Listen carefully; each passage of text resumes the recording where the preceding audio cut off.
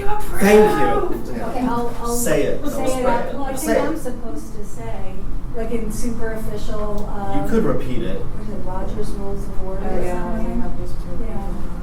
We have a motion from board member Gallifrey, Vice Chair Gallifrey. Thank you. Sometimes I make an effort, you know. You look great. Yeah, any members of the public who wish to be heard at this time? Seeing none? We're on to new business. I believe Mayor Pro Tem Hidalgo Faring was on deck for the icebreaker this month. Is that right? Yes, Yeah. it was in the minutes. But I think maybe she didn't know about her other commitment at that Oh, I'm sure. point. So just put out a call. Would anyone like To do a spontaneous to do a icebreaker? spontaneous icebreaker? And if not, I will offer a non-book related one.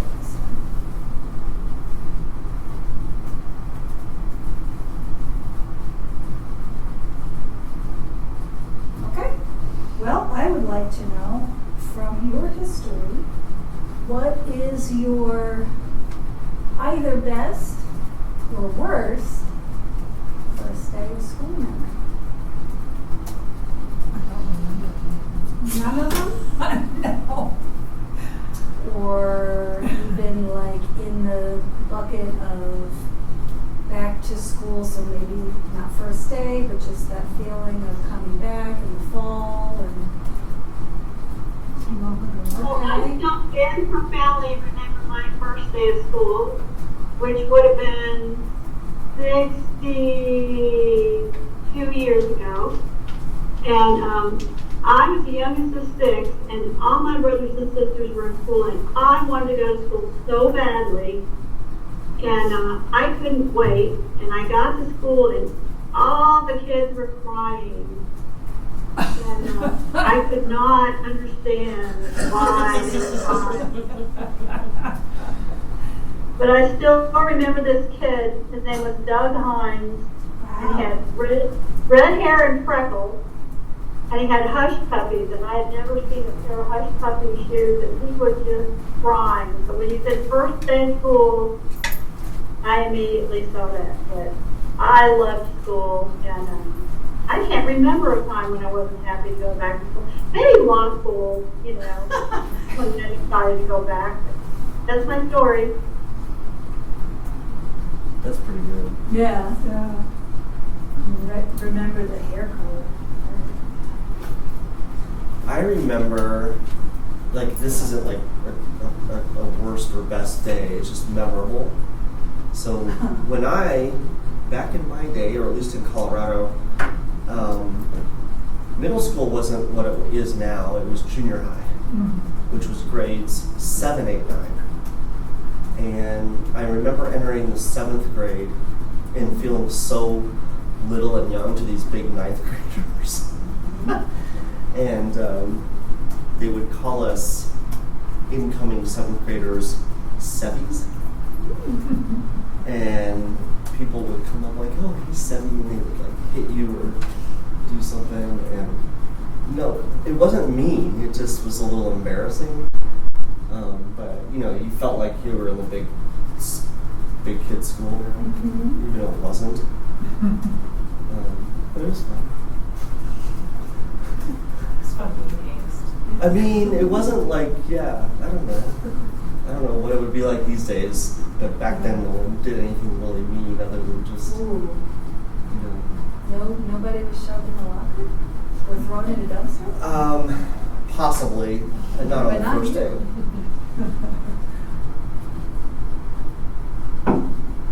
Well, in my small hometown in northern New Jersey, the school after elementary school was 7 through 12.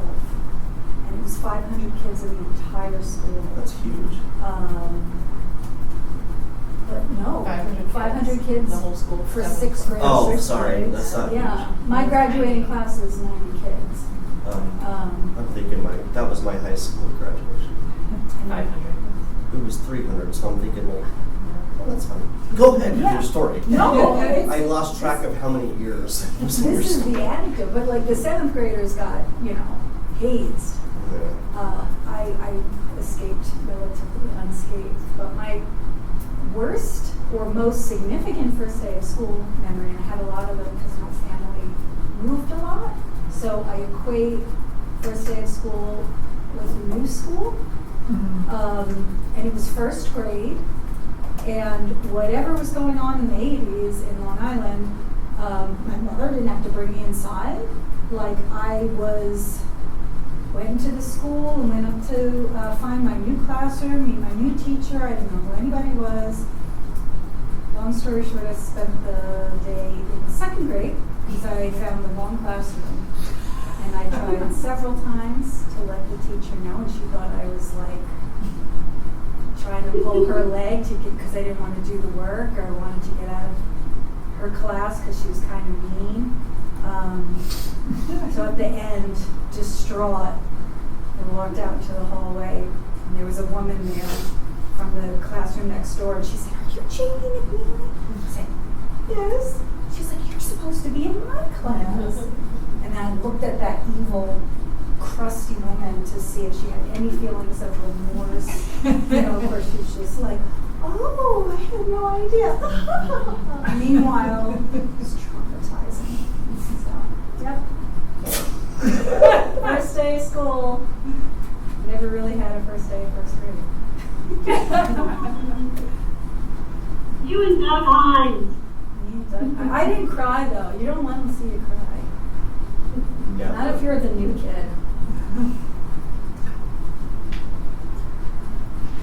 I don't have like a first day of school memory necessarily. I don't know. But I remember back to school shopping was Yes. a magical time of the year. I never really liked the back to school clothing shopping. That was always kind of a torment because my mom and I didn't agree on which clothes I should wear to school. But back to school, like office supplies shopping, new pens and notebooks and Trapper Keepers. Oh, and yes. all that, like that was the best. And we're off so quickly though. So quickly you were like, whatever. Like, I remember, oh my God, yeah. like covering our textbooks in Brown papers. paper bags. Yeah, I almost didn't want to say that because I was like, Oh, no, we shoot, didn't. no one's ever done that, but Oh, yeah. okay, thank you. Yeah. If you're lying, thank you. Yeah. No. I don't know how long that went on. Well, I started to feel like that was unique to my generation. kids don't have textbooks anymore, right? Isn't that what I'm hearing? They're all like online. I mean, that could be. Yeah, that could be. that seems to be. I don't think they carry around like gigantic Gigantic, turtle yeah, backpacks. they're always so full of- heavy, Yeah. they're all hardbound. It's just like an iPad and that's it. Well, they all have devices, right? But in high school, so I'm the same generation, but like at the very bottom end of the generation. In high school, the cool kids would start wrapping their books in wrapping paper so that it had like a different color, Sure. a sheen to it, maybe some color. Or then they started coming out with these stretchy like t-shirt material book socks or I remember other those kids. privileged I was children gonna say wear. other kids had that. Yeah, that was My not family something. did not buy that. Yeah. I feel like those never fit right. Even though Oh, they were that's good supposed to to be know. like the right fit for just certain textbook sizes, they never fit right. They always ended up with like holes in the corners. Yeah, and they tore really, yeah, they didn't work as well as paper. Paper was great. I don't feel, I get missed out. I don't remember a first day or anything like that. You remember? We had school buses. Picked up all the kids. And Well, there was a group thing on the street. We had to walk up to the group thing on the street. Because we lived in kind of a rural suburban area. So, there were streets with a lot of houses on them, but then there were fields and woods and stuff in between. It was kind of, and so we had yellow school buses. They were all walked in, and our mothers did come out. And I was thinking, go to the school, go to the bus stop, in the You winter. walked to school uphill. Yeah, both ways. in the winter when it was freezing I know cold, about and that. the girls all had to wear skirts. We were not allowed to wear pants to school. So in the winter, you know, you had your wool skirt and your woolen stocking things that came up, and your winter coat, and you stood there shivering, waiting for the bus to come. Here's where I tie it back to books. At least you weren't one of the Ambrose girls, the Little House on the Prairie. I just remember these like really long descriptions of them walking to school. Walking to school. Yeah, at least we didn't have to Hours. walk to school. Yeah.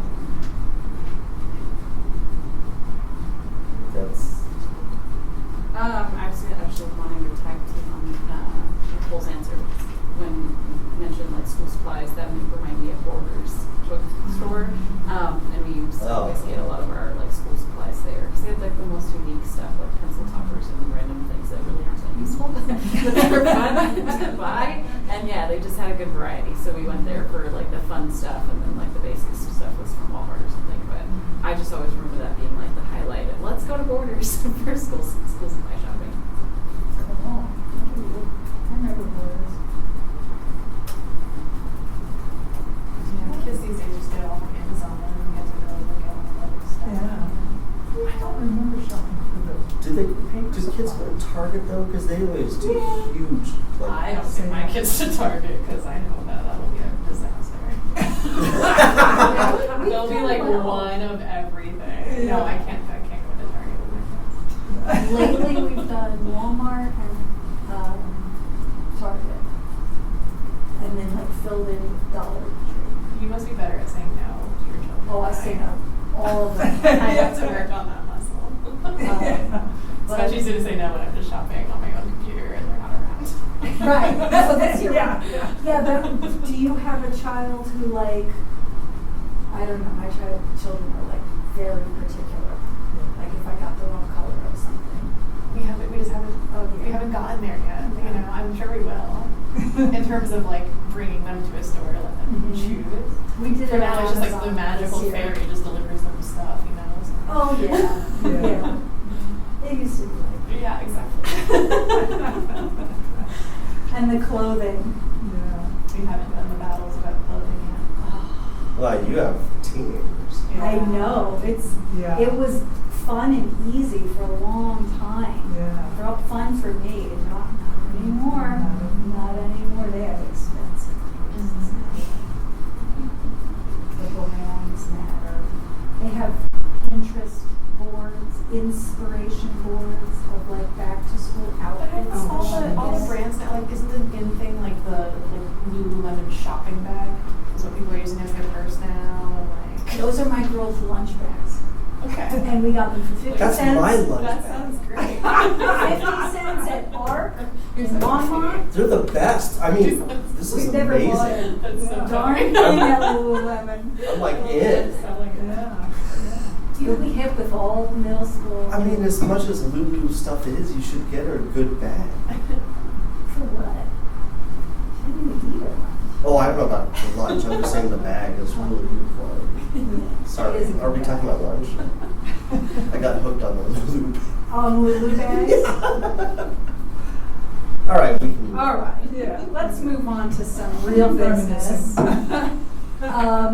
So this isn't fully formed, but I didn't think it would take very long for us to just, I don't remember ever having a conversation with the board about our public invited to be heard segment. And I think when I was talking to John, you know, just plotting out the agenda, it came up and I asked like what the parameters were around it. Do we have to follow anything like what council does? Where is it limited to 3 minutes? Do we engage or not engage? So I was glad to get some clarity from John that when a member of the public comes and has something to say, we thank them, but we don't necessarily, we don't have a conversation. That's not the time. And it's hard for me to know, because I haven't had much of an experience of it, if the types of things that a member of the public would bring would likely be in the form of a request, or a complaint, or an idea, or something like that. We had some visitors a while back when applications for the board were open, and they wanted to attend their requisite board meeting and kind of get a sense of the work. So it's pretty quiet right now, but it's a good idea in my mind to just get on the same page and then maybe write it down somewhere. I don't know that it rises to the level of being put in the bylaws, but just as a procedure, it could even be, if it comes to it, like a footnote on the bottom of the agenda, or if there's an asterisk or whatever, and it's like, members of the public. If we don't have a sign up, we don't need one. So in some previous boards I've been on, that's been handled by, in the agenda, where it says public invited, is that what it says? Public invited to be heard, and then in parentheses or an asterisk it might say, like either a total, like limited to a total of 10 minutes or limited to 2 minutes per person. And as Jamie pointed out, we historically, in my time here, haven't had a ton of public visitors who have also wanted to comment, except for the one meeting Jamie referenced, which kind of led to a dialogue, which is actually not proper protocol. Yeah. It was fine in that case, Yeah. but it could also not be fine, right? So the public, whether it's in it might be good to have it in the agenda just to have a cap, but it's not an opportunity for dialogue. It's an opportunity for the public to make their statement, and then that's it. And the board wouldn't necessarily, well, they for sure wouldn't comment back to the person. It may become something that, if the agenda allows, or in a future meeting, but that would be it. And then they're welcome to stay for the meeting, but there wouldn't be an exchange. And when Jamie and I were meeting last week, as we do every month in preparation for this meeting, I mentioned that just because we have those visitors and we may get others. And so it's good to just all make sure we're aware and on the same page that public comment is an opportunity for the public to make a comment for a specific period of time, and then that's it. Yeah. We did kind of get drawn into a discussion. Yeah. Which was fine at the moment. Yeah, but it could. Might want to do, let me jump in, sorry, I'm a bit, because I'll look here, I don't know if it's, how to get your attention. It might be just to have 2 or 3 sentences that if we have somebody that we just read, say now it's the time for public comment, you're welcome to comments, we won't be engaging in dialogue with you, if you raise a question, that the board wants to take up, we can add it to the future agenda, and we appreciate you being here, and maybe leave it at that. But then you have something you've said to the people, and then you also have something to refer back to, then you've got your little card, because I had raised it because we did have a gentleman who ended up sitting at the table and discussing things along with us at the board, which just isn't appropriate. Correct. And it's, and he was harmless, but you just never know who's going to wander in, and then you've got to have some kind of way to rein people in. Yep. And make sure that everybody's treated fairly too. So that's my 2 cents. I think that's a good idea. I agree. I like that idea. I'd be happy to come up with 3 sentences or so, and then bring them up to the next board if you guys want to play around with it. Yeah, would you mind drafting something for the September meeting? I sure would. Thank you. And then I can send it to Tracy, and then Tracy, you could send it around.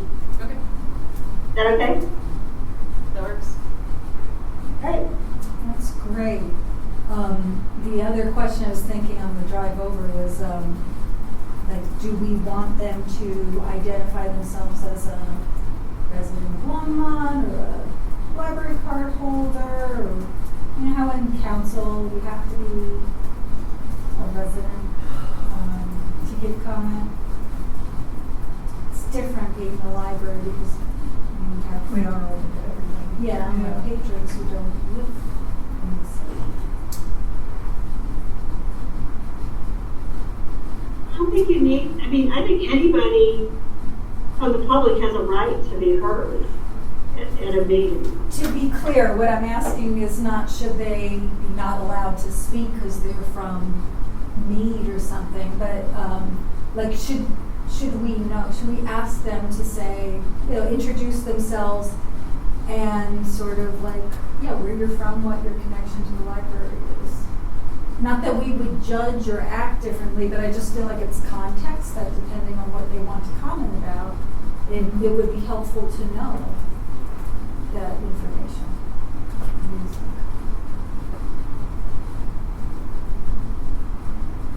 I could go either way. Yeah, I mean, I get your point. Right. I do think they need to state their name. Yeah. Okay. I mean, but as far as any other information, Right. I mean, They could, I mean, I would think somebody would, most people would just volunteer why they're here. I mean, maybe they might. Yeah. I think for the purposes of a recording in minutes, and it's an open meeting, they need to state their name. Yeah. I think it's also fair to ask where you reside. We're not saying there's a requirement of residency as they do in council, Mhm. but your name and where you reside, Yeah. I think is fair. As a request. Yeah.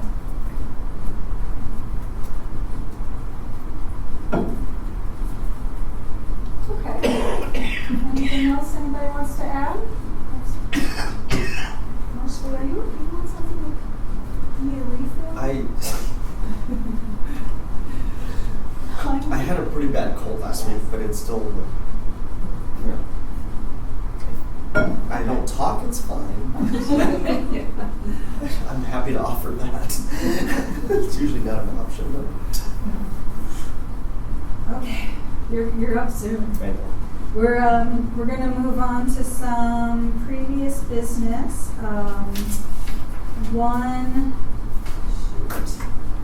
One was just to debrief from our last outreach presence at the concert series. So that was on August 9th.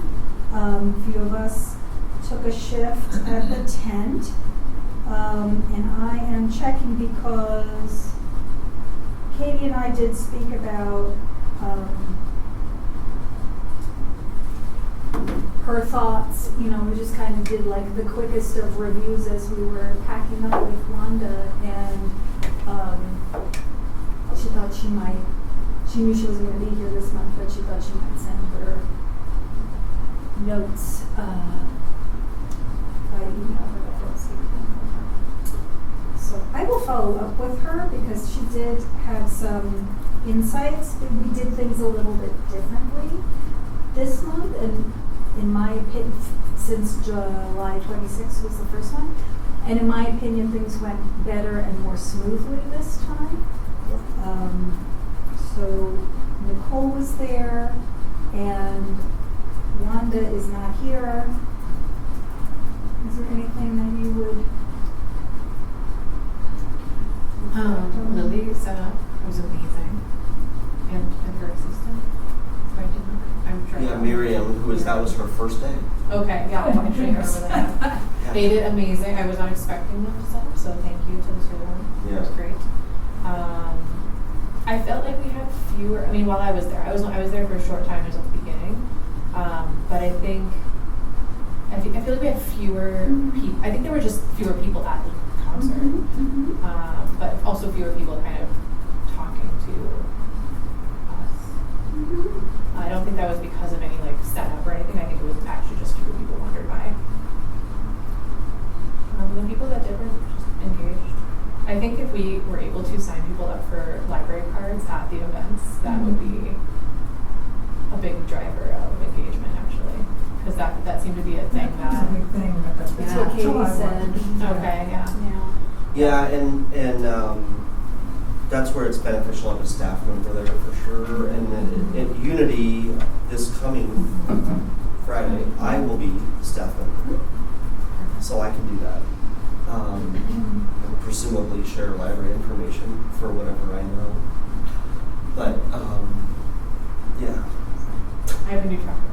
Go ahead. When does the fall brochure? It's out. Is it out now? Okay. It just came out Saturday. Okay, great. Because I think that would also Yeah, be really yeah. because we were like, here's the summer, everything's passed. Yeah.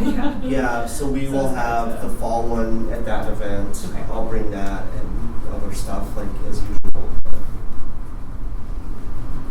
Pens are a hit. Concert.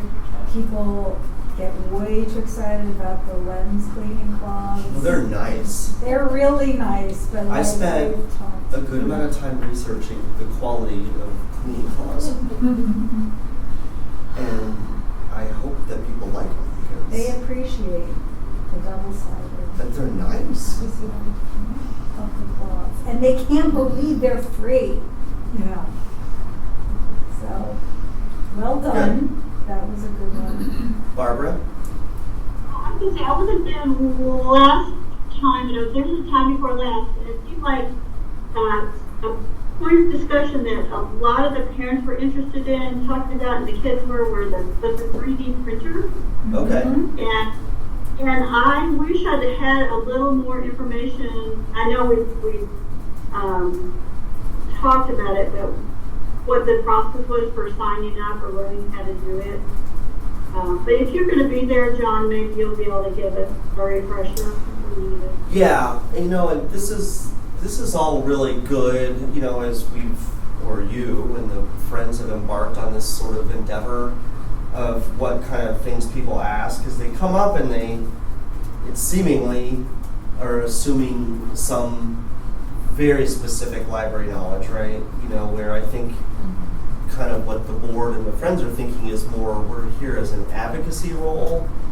So I think the combination is phenomenal. Mm-hmm. But right now I could say after 2 events, going anywhere forward with these types of things, we have to have a library staff present at the booth, whatever the event is. And that way it can be balanced. I know the first concert, Lily was there for the majority of it. And that was not the case at the last concert. So that's good. It's good to know what we're kind of learning from it. What else was closed between the 2 dates? There were a number of people who came up and they were asking about specific staff who either currently work at the library or used to work at the library, but like, oh, hey, is so-and-so still there? Oh, or does yeah. this 'Cause they person think you all work still here. run this Yeah. program? Yeah. Or that they would be there at the tent, like, oh, is so-and-so working tonight?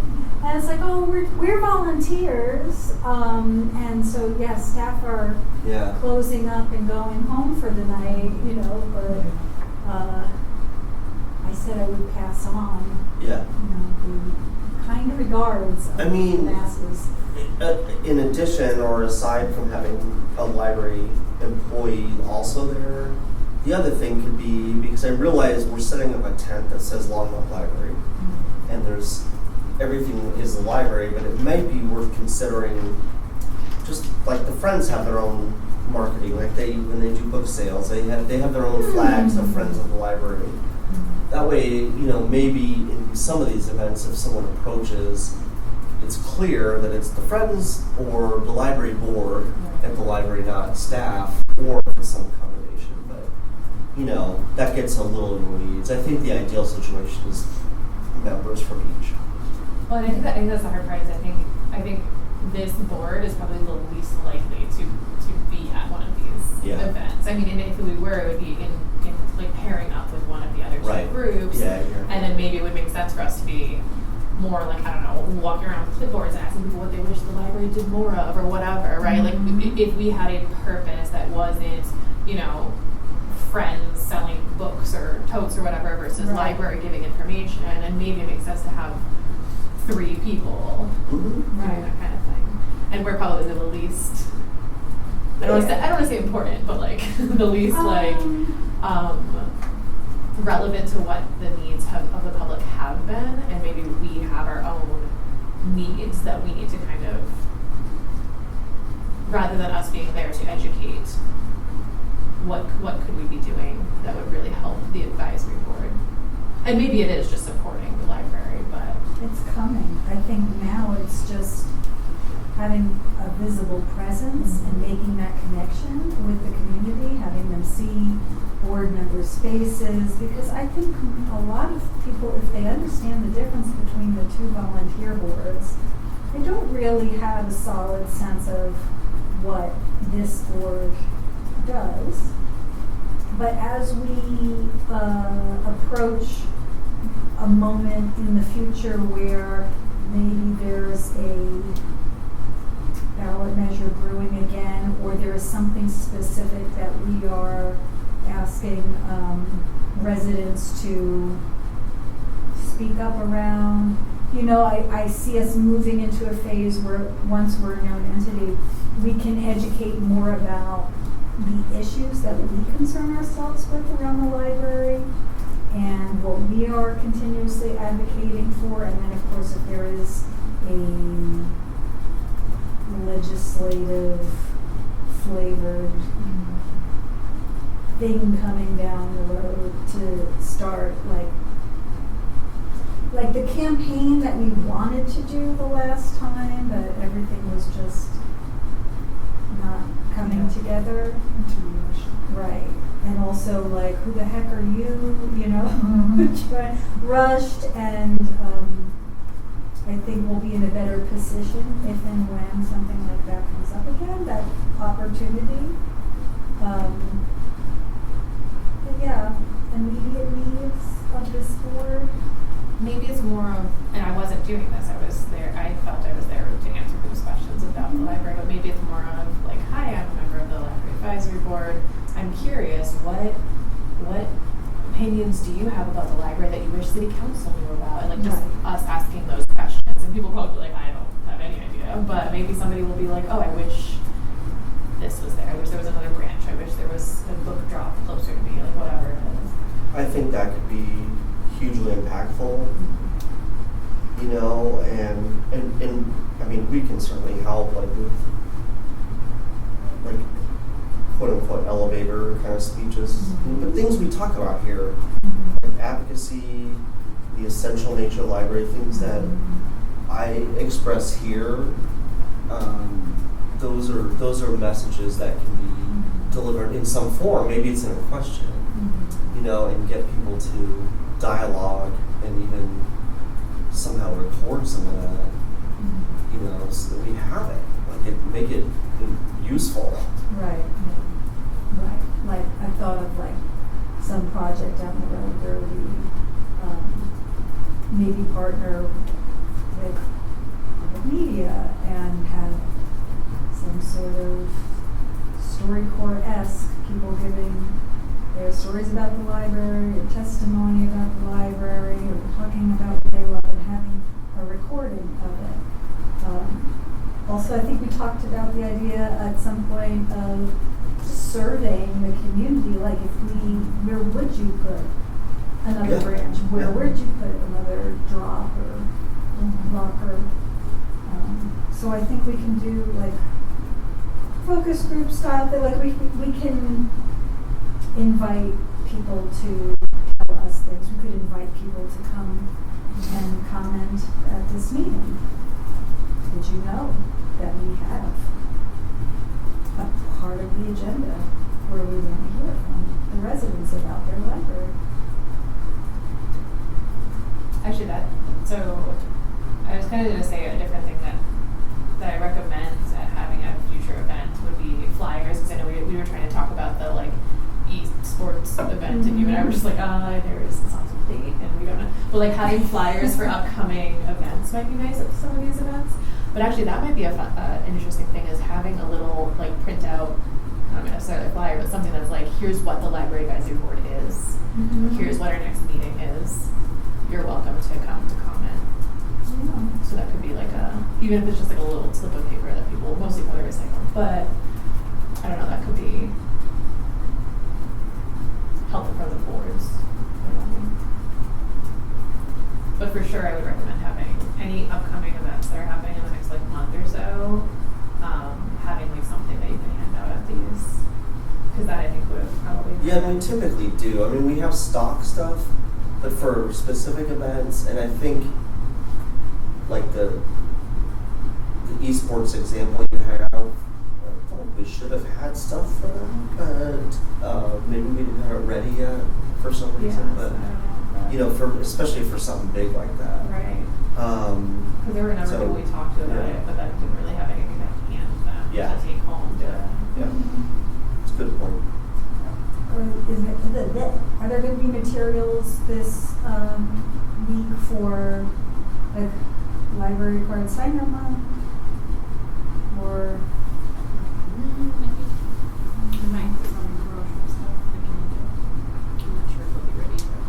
do you have any like little table signs that say just like sign up for a library card in English and Spanish? I can work on gathering some of that, what we have, and create something.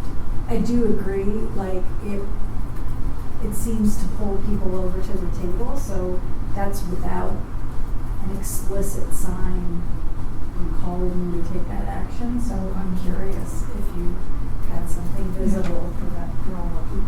Yeah.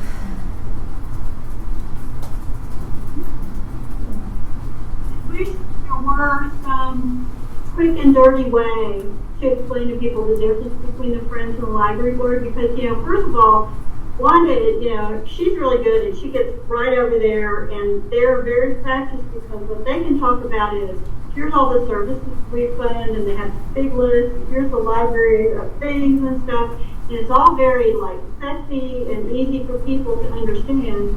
And so, of course, they're going to think that we're all there, you know, to talk about those kinds of things. And we do, I guess, have different functions of being there.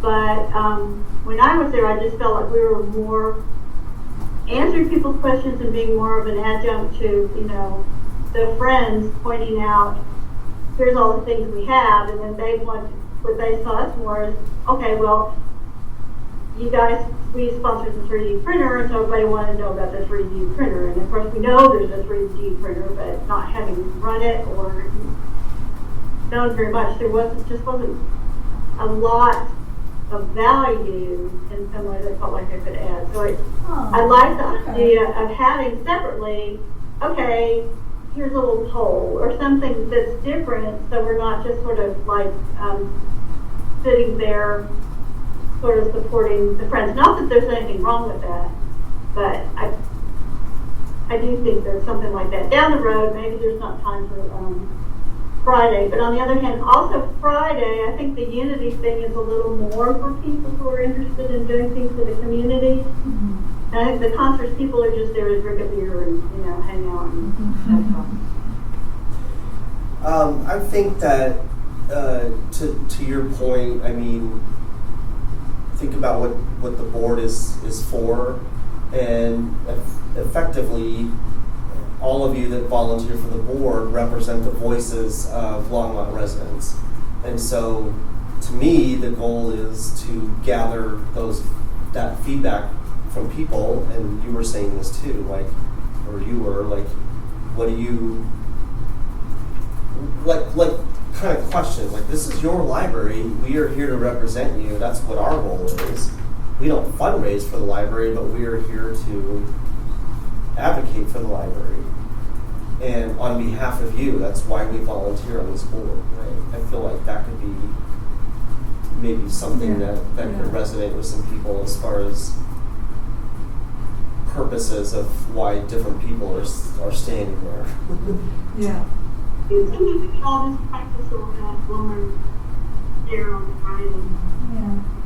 I'm envisioning like a little visual that's kind of like 2 columns, and one is the Friends and one is the advisory board, and some of the distinguishing characteristics, so you can see at a glance that the Friends is the fundraising arm, and their mission is all about supporting literacy, whereas we are more focused on advocacy, education, and engagement, and we represent the city taxpayers, and we advise the council specifically.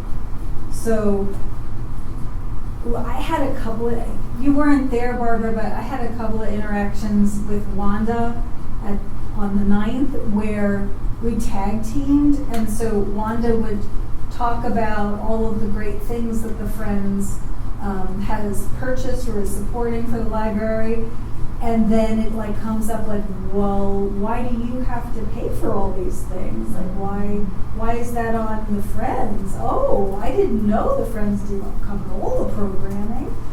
And then that's when I can swoop in and say, yeah, we're really trying to connect with more residents and educate them about the need, that our beautiful library is, we're much larger as a city than what the library is currently built to accommodate. So, And with the budget. yeah, that's when you can bring in the issues and say, like, here's what you can do, Yeah.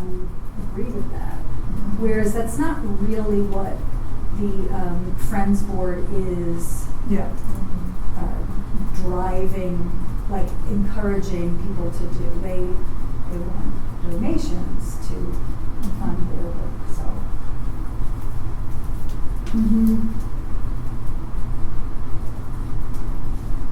Do you have enough people signed up for Friday? I believe so, especially since there will be staff there. There's at least one volunteer, I think, for each shift. I won't be there. Right. It's like the people who have been available are not available this time. But that's okay, because that's why Yeah. they all do take turns.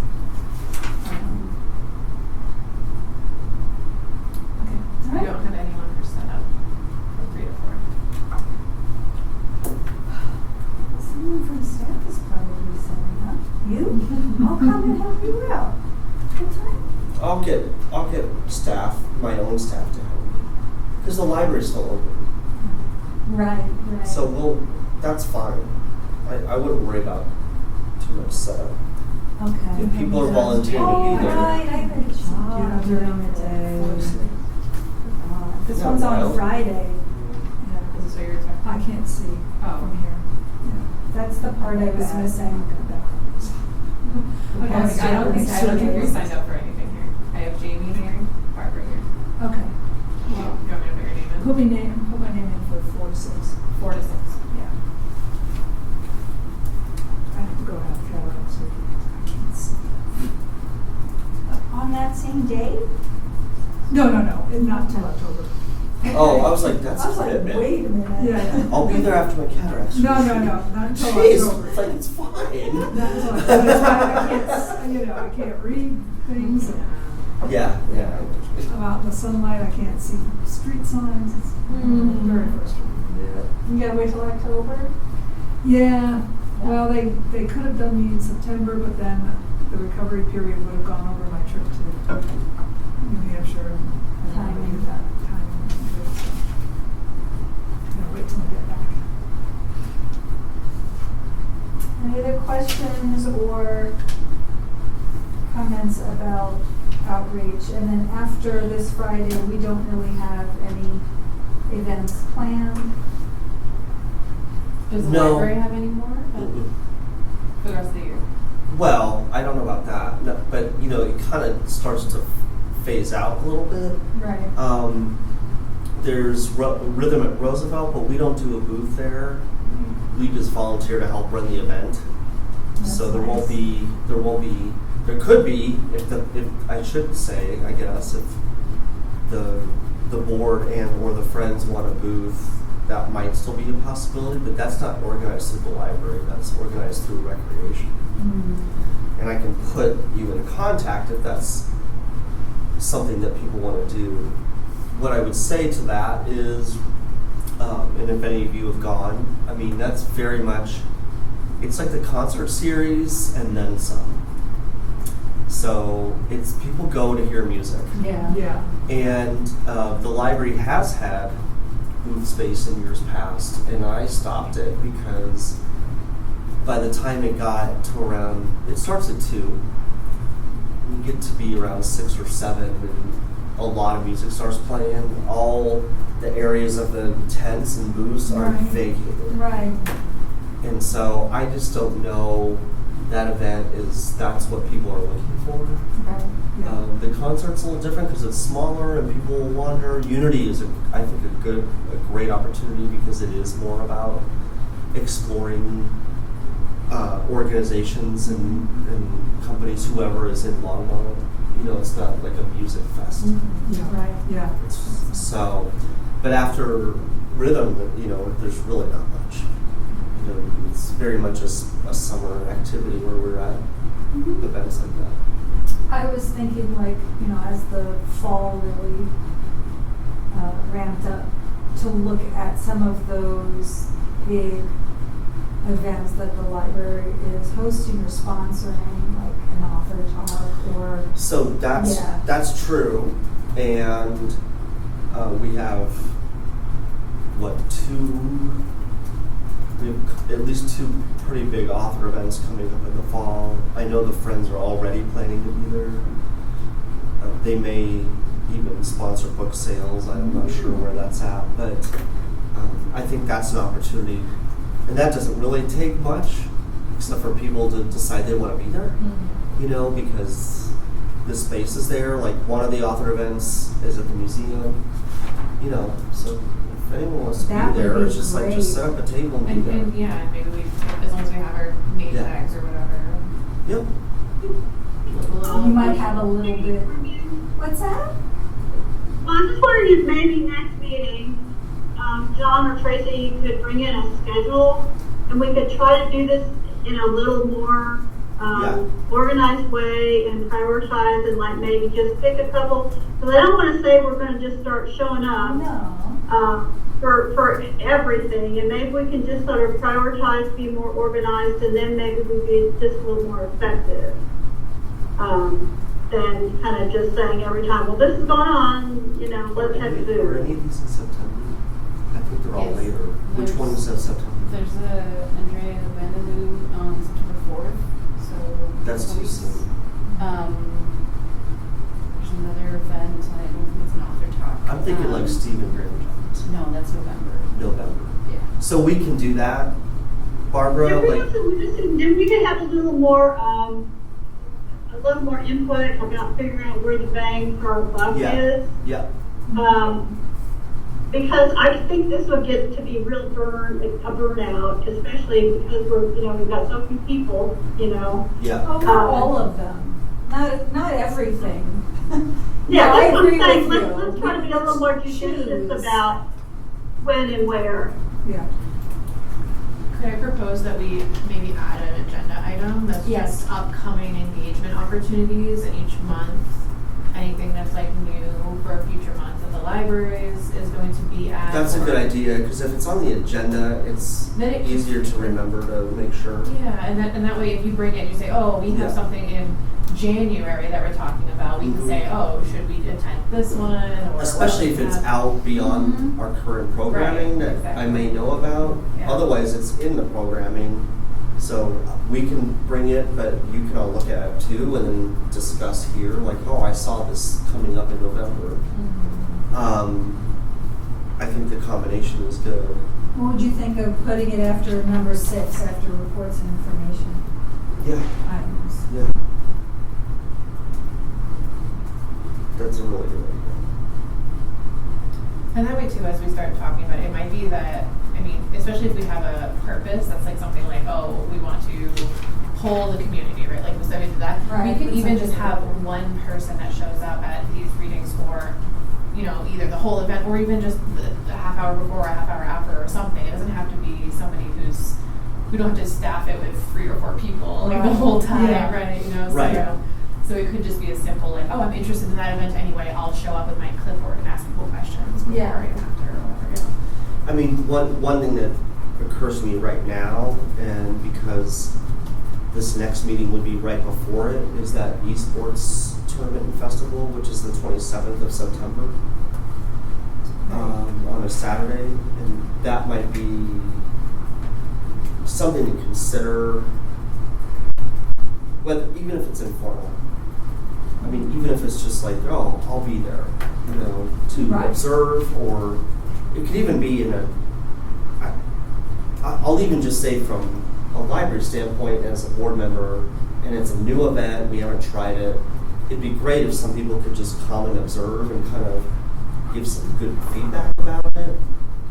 But also, if you're there might be opportunities to talk with people. And, I mean, that's coming up sooner than we think, so that might be a little too soon as far as any formal, maybe Right. not. I mean, it can be discussed offline, I suppose. But That's 2 weekends after the next. Yeah. meeting. so even at the next meeting, I mean, I guess if there's still time. Right.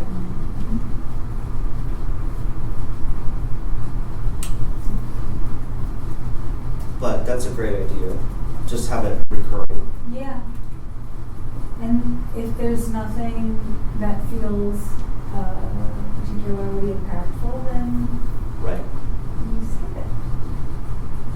I mean, I think we could be just as effective, depending on the situation, wearing a name tag and going around talking to people than standing behind a booth and, handing things out, because it's just not always the most effective way to reach people.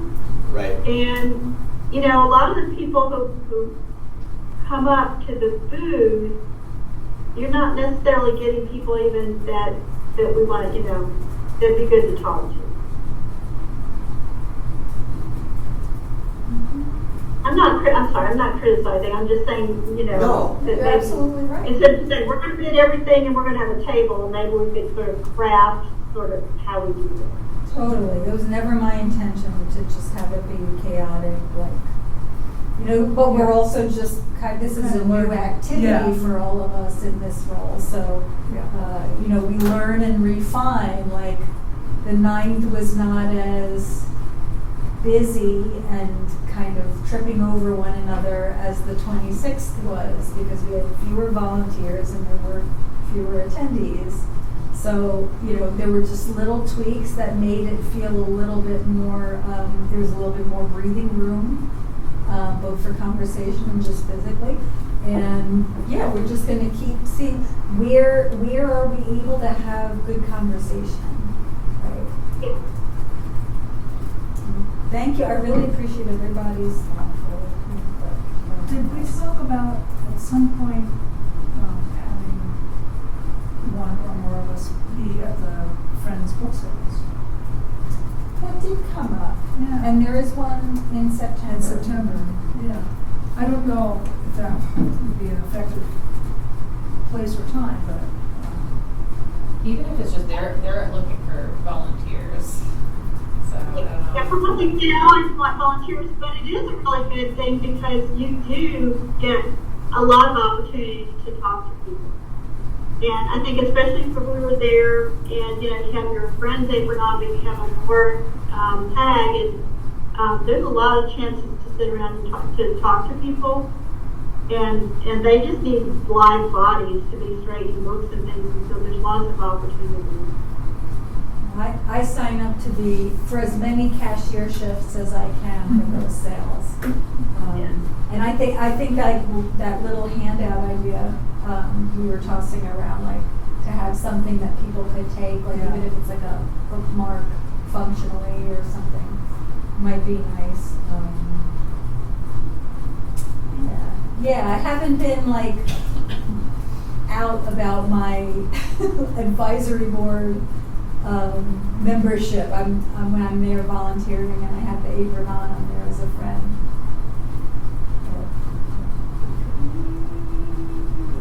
That could be a great idea. yeah, because the people that come to that are already predisposed Right.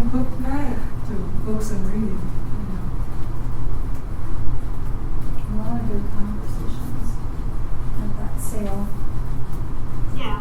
lot of these people, they just love the library. Yeah. And then September, what is the week of the next meeting? It's the Wednesday after.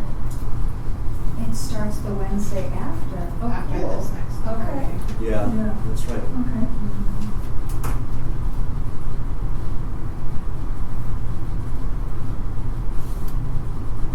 So the meeting's on the 15th. Yes. Yeah. And then I gotta look through the past agendas, but at some point, maybe in October, we just kind of look ahead at where those meetings fall, November, December, and January, Oh, yeah. because we may need to make an adjustment based on Yeah. holidays and people. Yeah, I'm away. traveling for the October one. So, When did you say the September meeting was? the 15th. Oh, I think I remember. We put it right at the end of the agenda, but it's. I know, it's just always gone through my calendar and I was like, trying to like calculate it on my own. And I just calculated that was wrong because I missed the fact that Monday was. Oh. It's because the first is a Monday. Yes. Yeah. So it makes it feel like it's sooner. Yeah. Yeah. Yeah. And then October, what's the October one? Would be the The 20th. 20th, yeah. 20th, yeah. I'm gonna be away for 2 other reasons. So I can So you can make it. make it. And don't forget, you can join remotely. Well, that's true. That's true. It's just,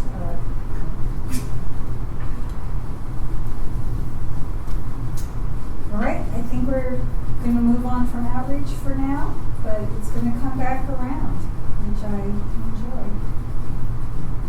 That we decided that. Library policy updates.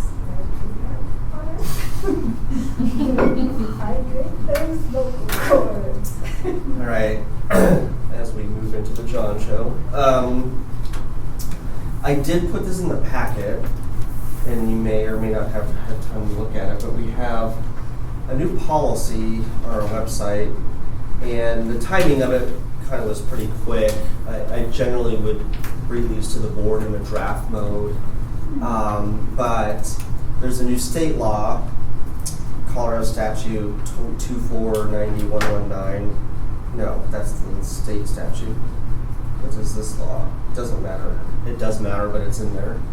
On our website, there's a new policy and procedure called Response to Law Enforcement Policy and Procedures, which is a direct result of a new state law on organizations such as a public library, but also others, in what information we give or do not give out to law enforcement.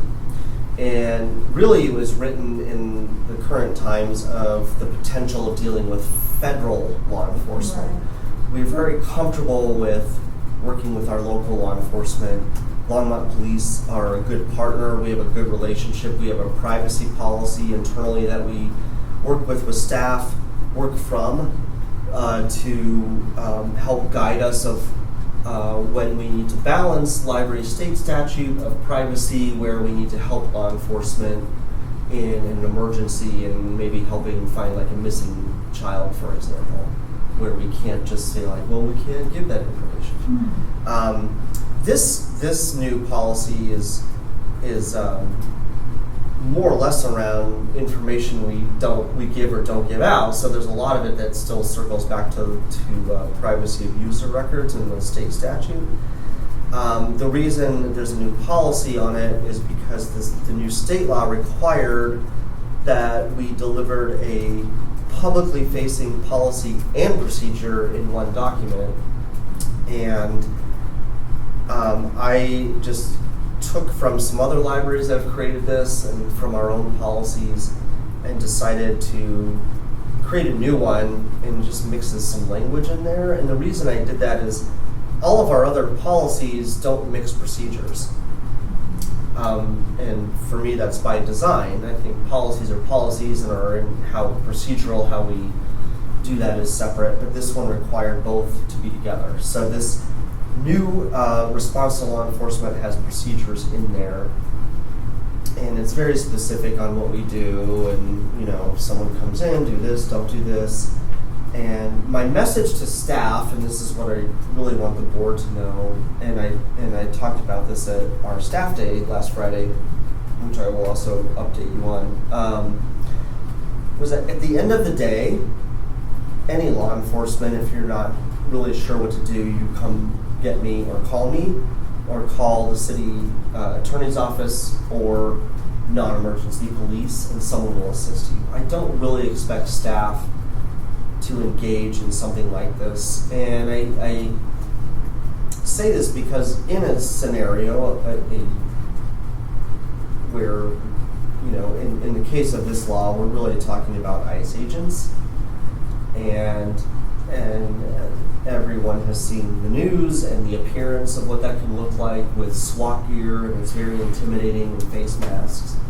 And I can imagine staff feeling intimidated and freezing and maybe saying things they shouldn't say or offering information they shouldn't in a moment because they're in a panic. So my message is, call me. I will take care of it. Because I just don't want staff implicated in that. And no federal law enforcement can come in here and state that they have an emergency. It doesn't exist. It may exist in their minds. It doesn't exist in my mind. Or the city, by the way. I mean, the city attorney's in alignment with me. I'm not making this up. So we have specific policies internally of our local law enforcement. As in the example I gave, they are the only law enforcement agency that can tell my staff that they have an emergency, or what we call an exigent circumstance, in where we can assist them in locating somebody. That would not apply to federal law officials ever. And that was the message I gave the staff. So you can look through the policy, maybe you have, and if you have questions I can answer it. But it's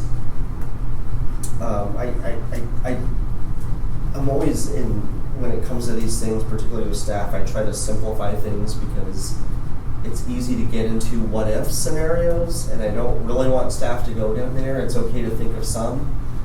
But in general, the what if is, if you're not sure what to do, get a supervisor. And if the supervisor doesn't know what to do, come get me.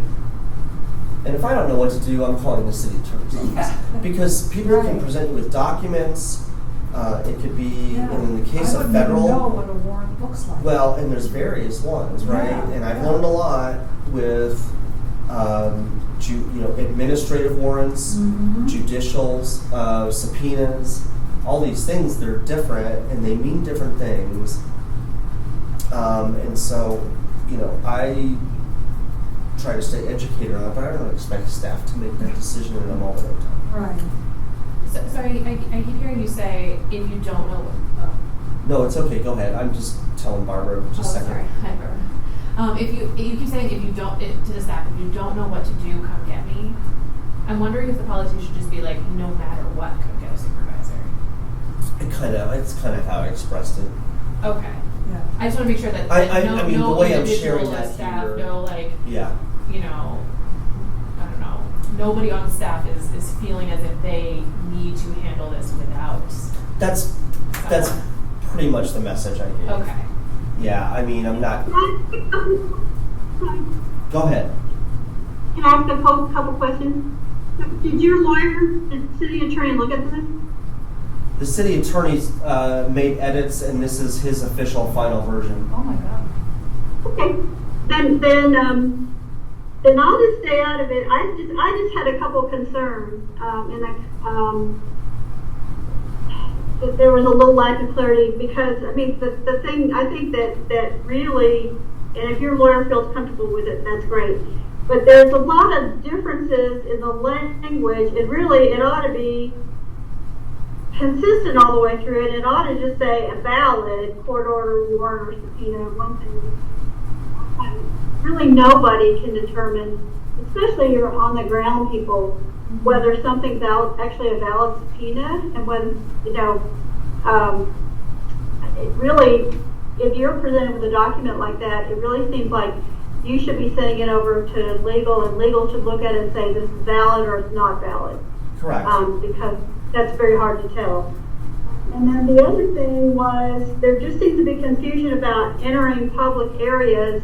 None of these documents have anything to do with entering non-public areas. That would be a search warrant. And so it seems to imply that they could come into a non-public area if they had a court order. So I just thought, but I will stay out of it. But I just wanted to make sure somebody had kind of walked through or talked with you, because it does sometimes appear in some of this that, if they're not sure what to do, they should come to you. But really, you should have a records custodian, and anytime anybody's looking for records, there ought to be one person making all the decisions all the time. That's just my 2 cents. Well, and Barbara, I think, and thank you for that. I think, and maybe something this could do is refer back. Here's the thing. So we have a privacy policy that's internal, and it answers some of the questions you just asked, so that staff know what to do as far as staff areas, public areas, and things like that. And so this document doesn't refer to it, because that's, but maybe there's some language we could add. I'm happy to entertain back to our city attorney of things that you would think would help clarify it. Just because he signed off on it doesn't mean we could make it more clear. So if you feel like you have some suggestions or edits. If I just redlined you something and just sent it to you? Yeah. And again, I'm so sorry to be nosy, but it was my area of expertise. I appreciate and what it. My concern is more that you get an ICE person in there and they go, well, you show me where it says this, and if they're reading the policy and it's intended to be forward facing, they can make a lot of arguments and confuse a lot of people. So if it's really, really clear, I know you've told your staff, but if it's really clear in here that they're powerless to determine whether they can comply with an order or not, that, only you in consultation with somebody can make that decision, and tie it back in with your records policy, it ought to be there. I would welcome that, Barbara, honestly. I mean, just because, he was comfortable with this version doesn't mean it can't be more clear and better and help protect staff. So please, because the whole thing do. should be designed for staff to go, look, buddy, my hands are tied. Yeah, Yep. I really believe that staff should not be, I don't even know what you're looking, enabled to make any of these decisions without somebody higher up than them. Yeah. There should be, I don't know how many supervisors we have, but maybe those are trained to handle these situations, or it's only you, or whatever, but I feel like... Yeah, well, there has to be a few other people, because what if you're not here? Yeah. Well, and that's where this policy, and there's an internal memo that also came from the city attorney's office about what to do with ICE agents, and the city attorney's office has a phone number you can call, which is generally answered 24/7. Oh, okay. Well, that's good. So people can get on-the-spot legal assistance. But I think, Barbara, I would welcome some red line and some comments from you. Sincerely.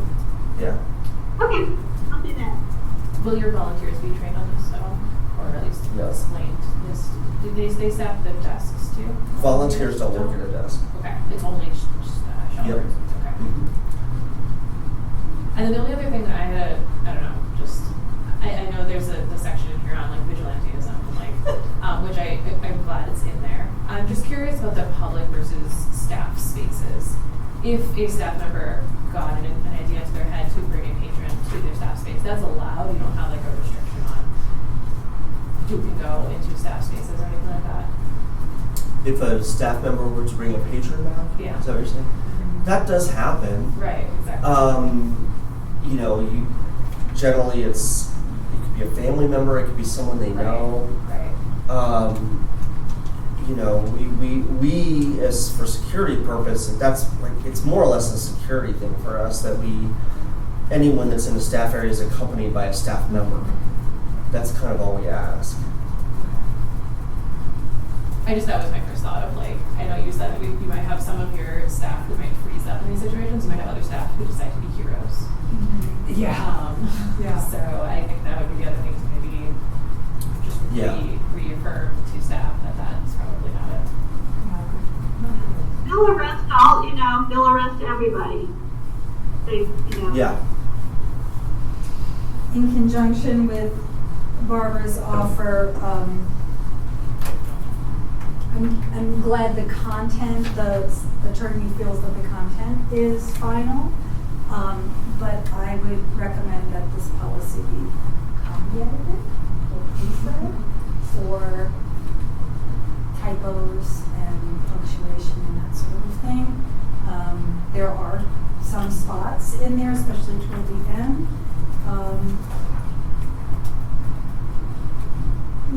And there's one thing. Oh, and inconsistencies with the use of judicially signed warrant or court order, and the first few times that it's mentioned on the first page, it doesn't say judicially signed, and then I think it's item number 2 and down, it does reference the judicially signed, and I would just make it as consistent. I'll do that in my minute. Because that's part of policy. You always make sure that you have everything defined and But like library director is capitalized in some places and not others. Line breaks. Okay. Cosmetic stuff. Yeah, like I said, I mean, just because there was a timing issue here. The state law required that we had a publicly facing policy by September 1st. Yes. So it doesn't mean we can't go back and revise and repost. So all of these are welcome. And to get it to a state that is better, whether it's typos or policy or things that are clear. I mean, yeah, please.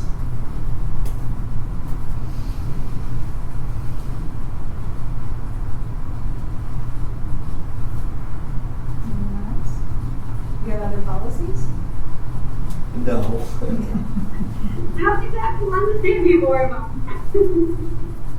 I love how thorough this was. Yeah, I mean, at the end of the day, it's good to have these things. These were created to actually help protect us, but we got to make sure it's, as Barbara states, we need to be able to hold it up and show somebody in the moment in time, like, nope, you can absolutely not do that, and here's why. So there's no gray area. Mm-hmm. Yeah. Or little gray area, because There'll always be something. yeah. Okay. All right, we're moving into reports and info. Director's report. Okay. Let me talk about a couple of things. Oh, here we go. So, first thing is summer reading, since that ended.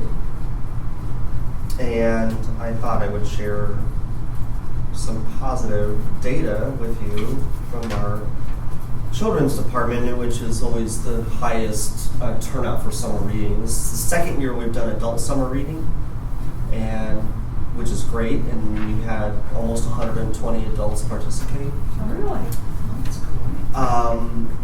And there was a joint, or there will be a joint program. I can't remember. There was earlier this month. It was early this month. It was like an end of summer reading, like adult children program to kind of wrap it up. But the actual summer reading participation for children, so they operate with these bingo boards, right? And if you do it, or if your kids do it, you know all about this. So we handed out over 4,600 bingo boards this year, which was 2,000 more than we even handed out last year. The number completed and turned in, so people who participated in read and turned it back in, was over 1,400 completions, which was 200 more than last year. And then we handed out the same number in prizes, because if you complete it, you get a prize of 1,400. For attendance at programs for summer reading for children and teen, almost 5,500 attendees at program, and that's just June and July. Program is all programming? No, just children's. But it's like, it's like story time and stuff, is that what it It includes story time, but also special programs, Okay, which they do almost daily. Right. And then we gave out 400 take-home craft kits. So, just some numbers to share from children's, but anyway, a lot more participation, so that continues to grow. Are there any guesses as to why there were 2,000 more handed out? No. That just seems like a huge number. It's also interesting because we often hand a lot out at the summer reading kickoff, which has been a pool party, and it was canceled. So I don't know yet, and I don't know if I will, but I'll try to find out why. It's hard to know. Or where people picked them up if they were in here, or if we distributed them, more than we did last year. That could be a reason. Just curious. Yeah.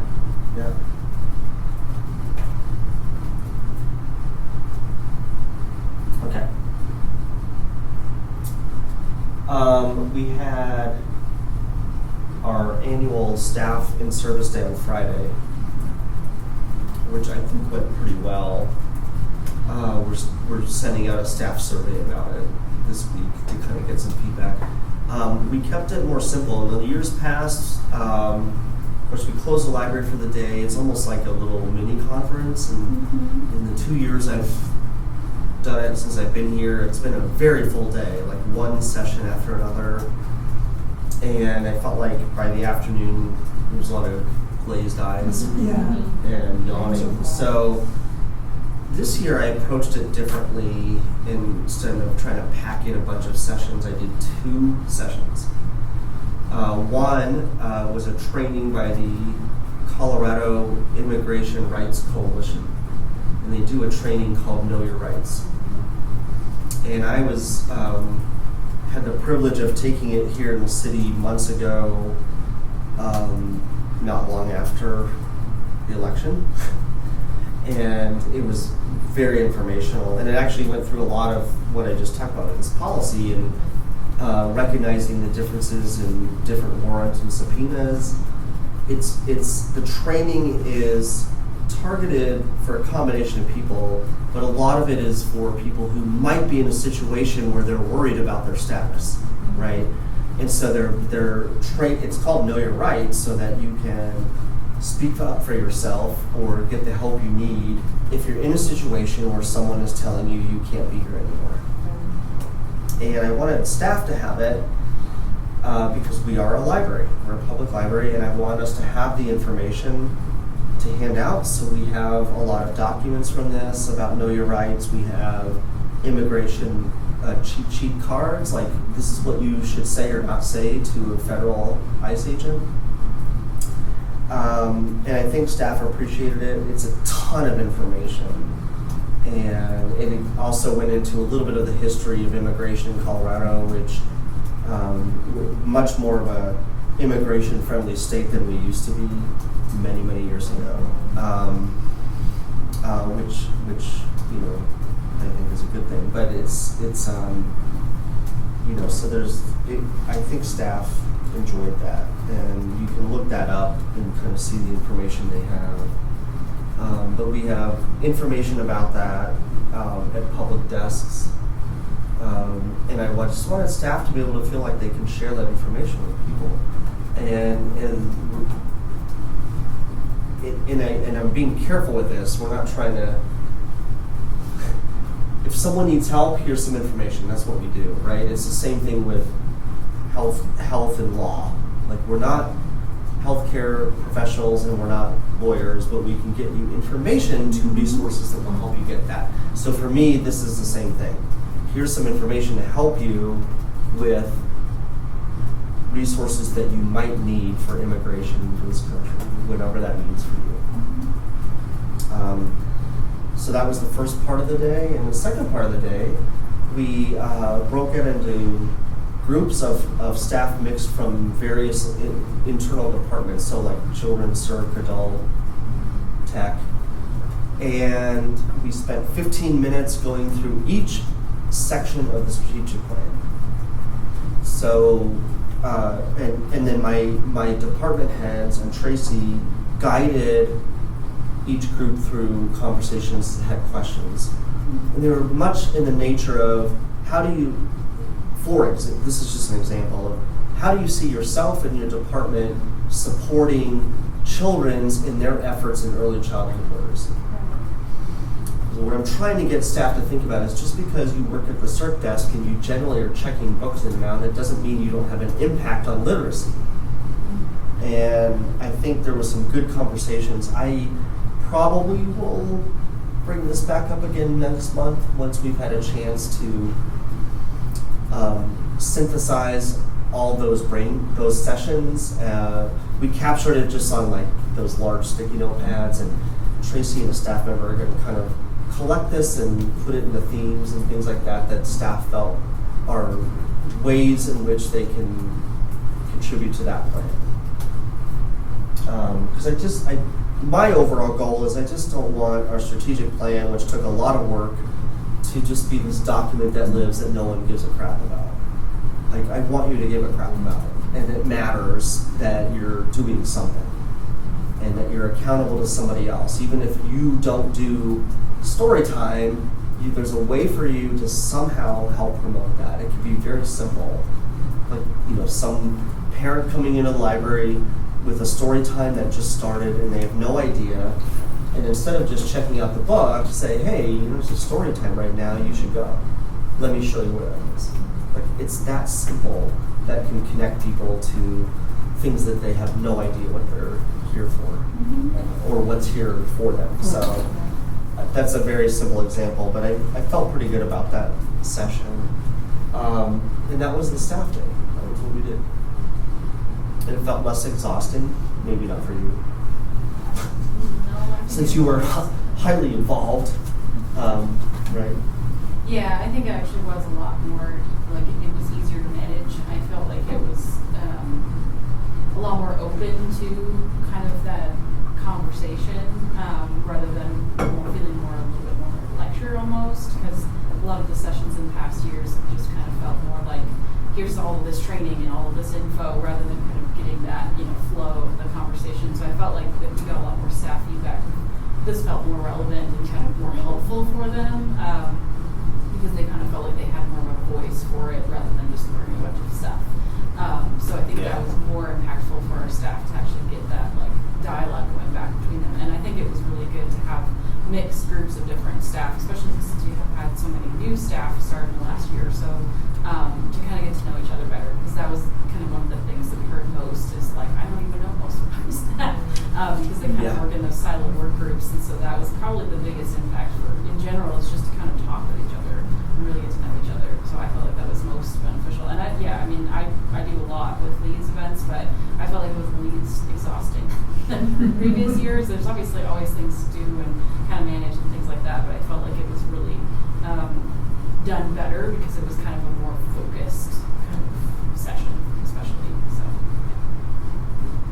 Yeah, and it was that participation aspect, I think, too, rather than just having people deliver information that you're supposed to absorb and then what? Then what? Yeah. Right. This is hopefully a lot different. So we'll see. I'll revisit this here, because it'll be good for everyone here to know what staff are thinking.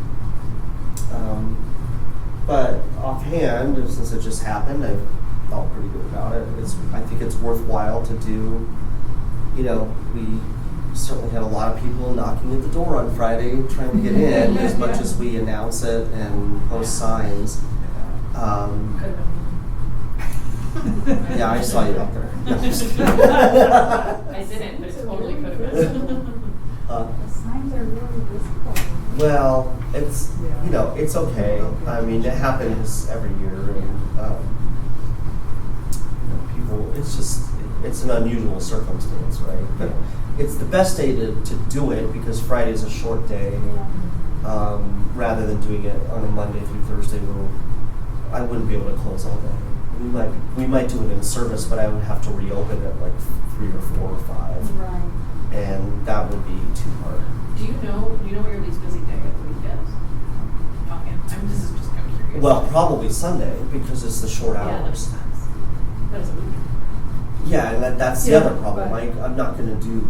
Well, yeah, for sure. There's too many people that. No.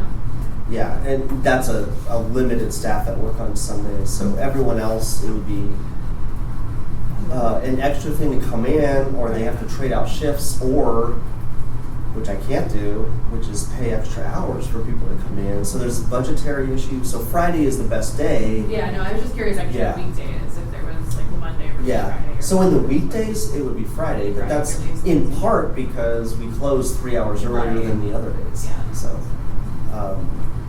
but probably if you think in an entire week, and I don't know offhand, I'm gonna guess like a Monday or a Tuesday would probably be the least busy and the least impact.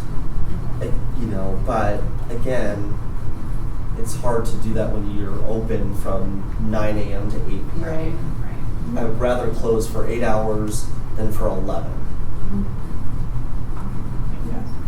Makes sense. So that's staff day. The last thing I have to share with you is about the model train in the children's area. Oh. And so let me give you a little background on this. First of all, that train was donated by the Boulder Model Railroad Club 30 years ago. In fact, in June, it was exactly 30 years ago. And they donated it, and then they got some other volunteers to build the case that it lives in. It's certainly, a lot of people love it. Okay, but I've decided, we've decided it's time to move on from that train. And this is not something that was like, I woke up one morning, it's like, let's move on from that train. This came up this has been a dialogue since I started here, and it's not so much we gotta get rid of the train, so to speak. It's been more of like, can we relocate it? So the space it takes, let me just tell you, that train setup is nearly 10 feet by 6 feet. It does literally not fit anywhere else. When it was first brought here 30 years ago, before we had any concept of holds and hold pickup, it lived where the holds are. And none of those shelves were there. And that's where it was. And then we instituted holds, which people love. And I could probably get some numbers on how many holds people pick up in a year, and it's in the thousands. And so we moved it into children's. So now, as we get into this day and age, we need to grow our collections, and we need to grow programming spaces. Last year, in the summer, well, before the summer, and you might remember this, we redid all the shelving in children's. It was practically a renovation. And at that time, I met with a couple of upper people in the Boulder Railroad Club to talk about this. Like, this might be an opportunity to relocate that train. We already measured out here in the atrium, which I think would be a phenomenal place to have it. And it's too big. Like, it's ADA too big. Like, there's no room to walk around. So I approached the club members and suggested, could the layout be resized into a smaller case, something that would fit here, but we really need to grow children's in a different way. And it takes up way too much space. And they were not interested in that. And I said, okay, and I know the train's loved, we are going to move it, and so we shifted it, and it's been fine. in this year, I've been talking with my children's manager and children's staff, and it's just takes up too much space. It's just like there's so many things that we could do with educational and programming spaces. And so I contacted the train club and sent them an email about this and said it's time for it to go. I don't know where. The fact is that the Boulder Model Club donated it to the library. It's library property. And I say that because I don't have to contact them at all. I could literally remove the train tomorrow. But I don't want to approach it that way. So I wrote them a heartfelt letter. I felt like. And Barbara, I can send this to you since you're remote, but I printed it out. And I didn't want to hand this out first because I don't want you to sit there and read it. Which now you will. But anyway, basically it explains where we're coming from and thanking them for all this time. And that acknowledging the fact that it was donated, but I would like to give them the opportunity to take some of it or all of it back. And I never got the only response I got to this email was from a trained person, one of the people that comes in frequently to work on it, to say that he's passed my information on to their board chair or somebody. That's fine. I never heard anything, and then I found out when I was on vacation that one of the club members posted my email to Nextdoor, social media Nextdoor, asking for people to fight against the library for my decision to remove the train. And that's their prerogative. And so some staff told me about that because I'm not on Nextdoor. And I wrote back to them and let them know I was aware of it and I understand their disappointment, and I'm acknowledging that a lot of people will be sad if this ever moves or goes somewhere else. But I would welcome a conversation with them. And I still have not heard back at all. What they have done, besides the social media post, is come in here and stand at the train and try to talk to people. And in one case, they posted a sign on the train saying that it's going away, you should call the library. And I understand that their emotional involvement with the train probably, because that's their hobby, but it makes it hard to have a conversation if they don't want to have a conversation.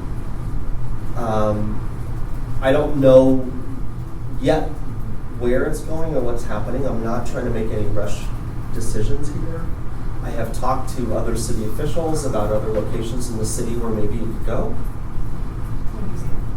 The museum is not it's not a location it could be at, which was the first thought. Yeah, In part because it's practically all closed because they're in a renovation. Yeah.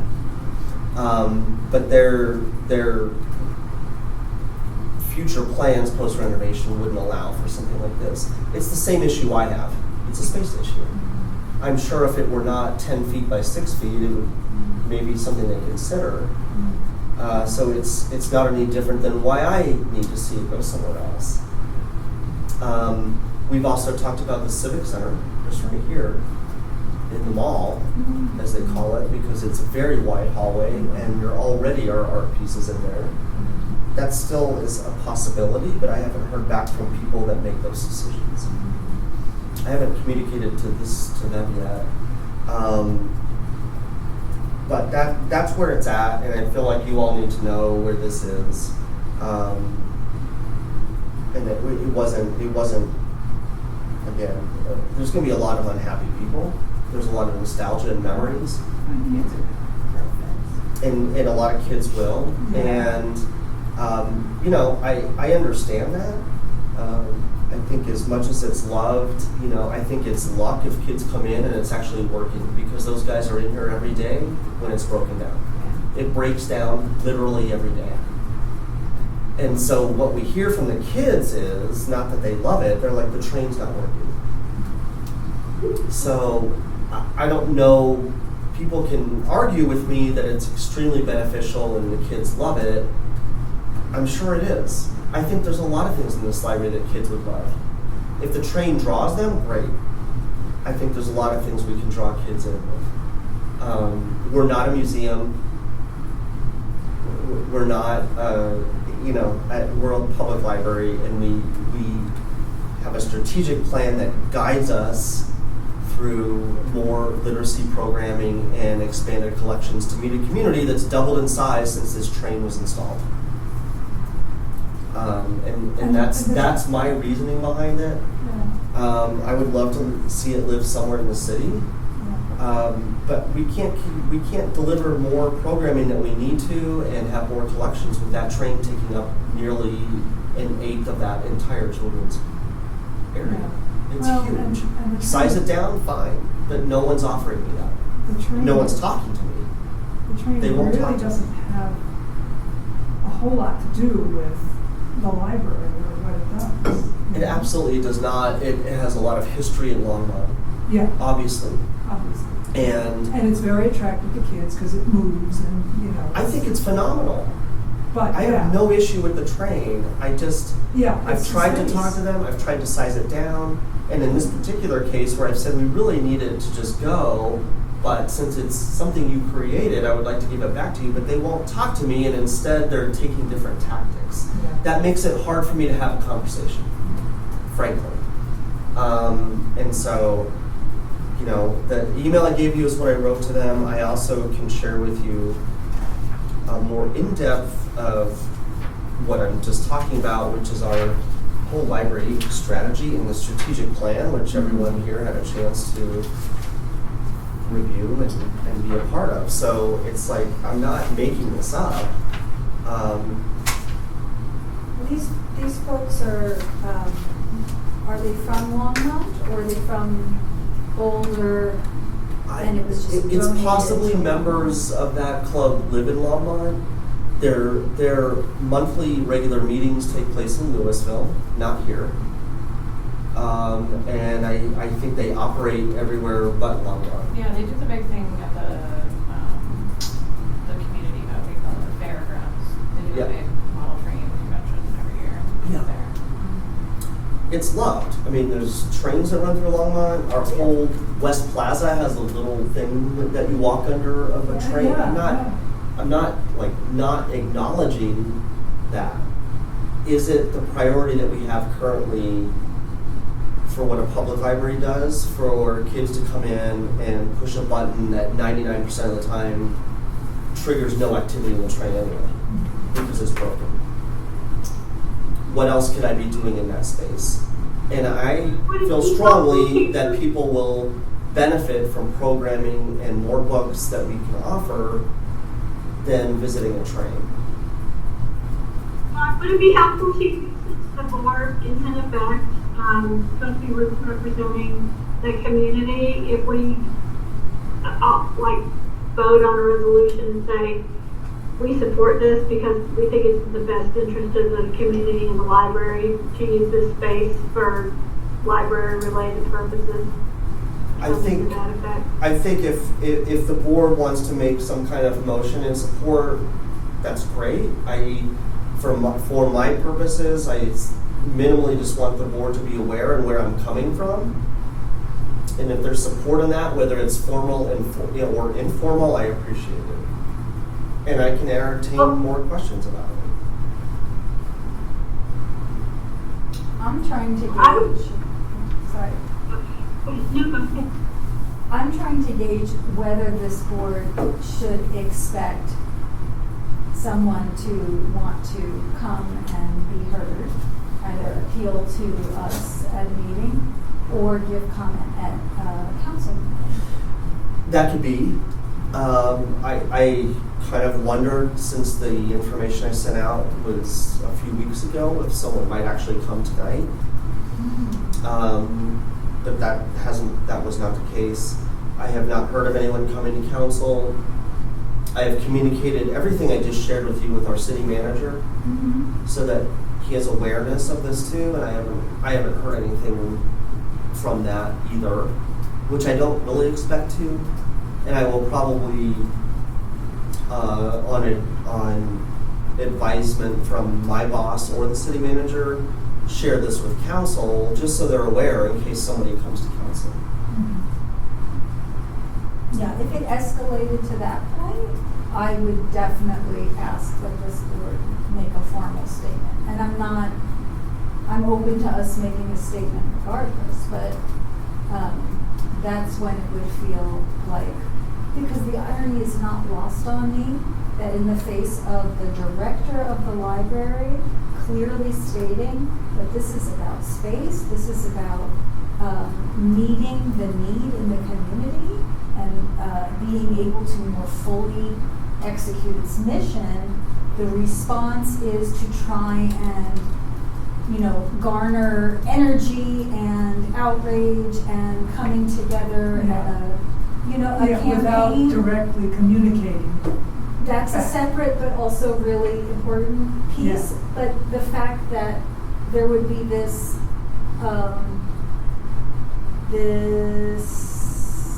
energizing of the public to show up and put their foot down about the train and not the lack of space, right? That's where I want to see people coming together and showing up.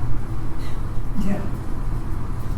I mean, I'm not gonna lie, I feel like I would potentially be very interested in finding out more about the people who want the train to stay.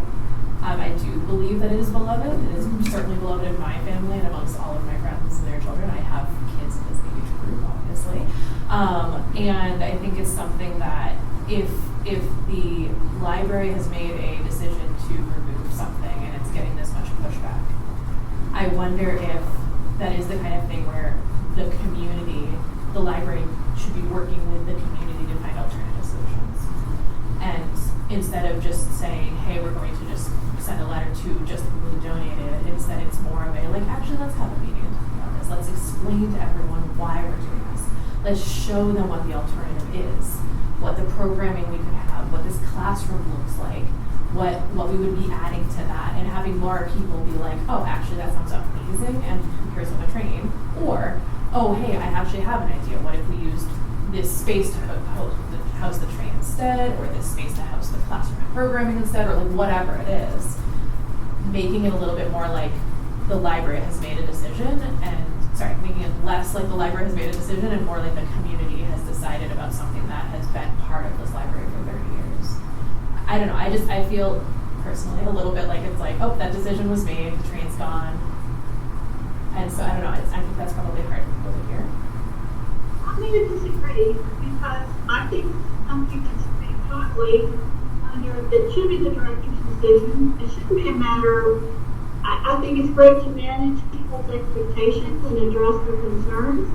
And I don't think we should act in any way as though this is open to any other kind of debate except, well, the library will make every effort to assist somebody else from taking it over. But I don't think this is a decision for the librarian to make about what's consistent with the mission of the library. And I just don't think we should act like people should be able to come in and have a say and tell the librarian you can't add more space for books.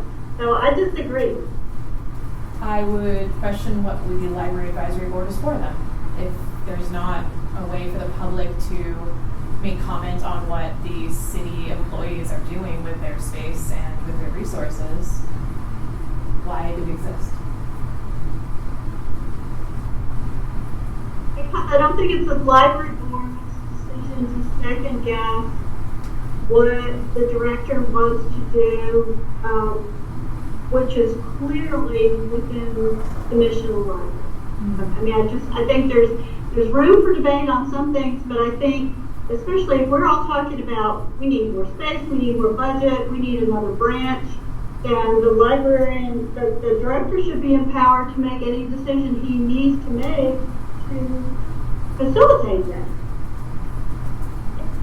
Because what are we going to do? There's some decisions that are for the public to make, and then there are some positions that aren't public today, sort of like the things.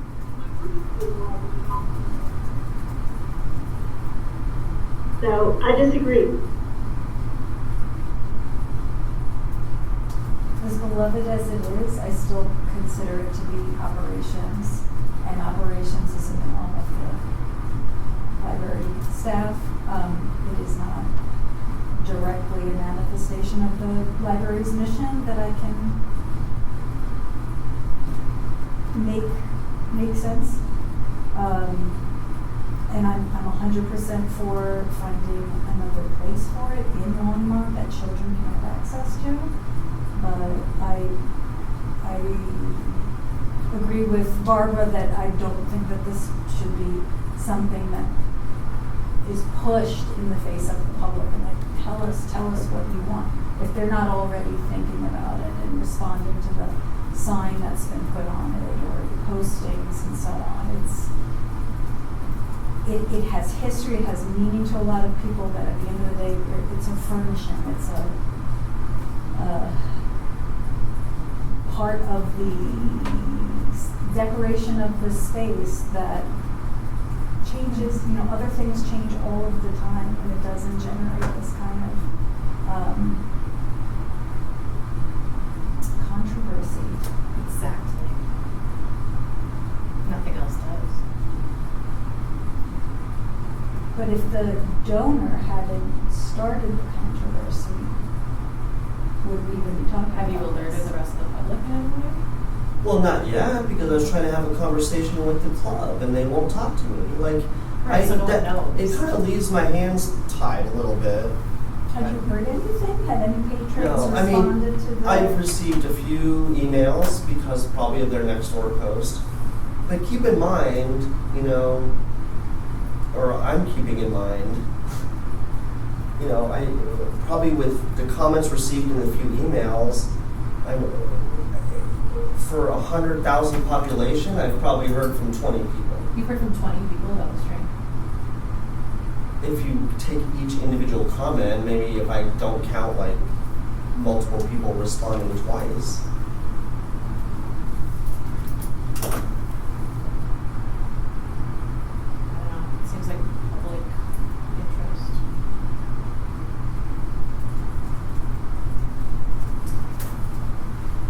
There's two Disagree. pieces. I just don't think we should be spending library money on this training. And, by not being able to spend more library money on things that we need to put books in, that's what we're doing.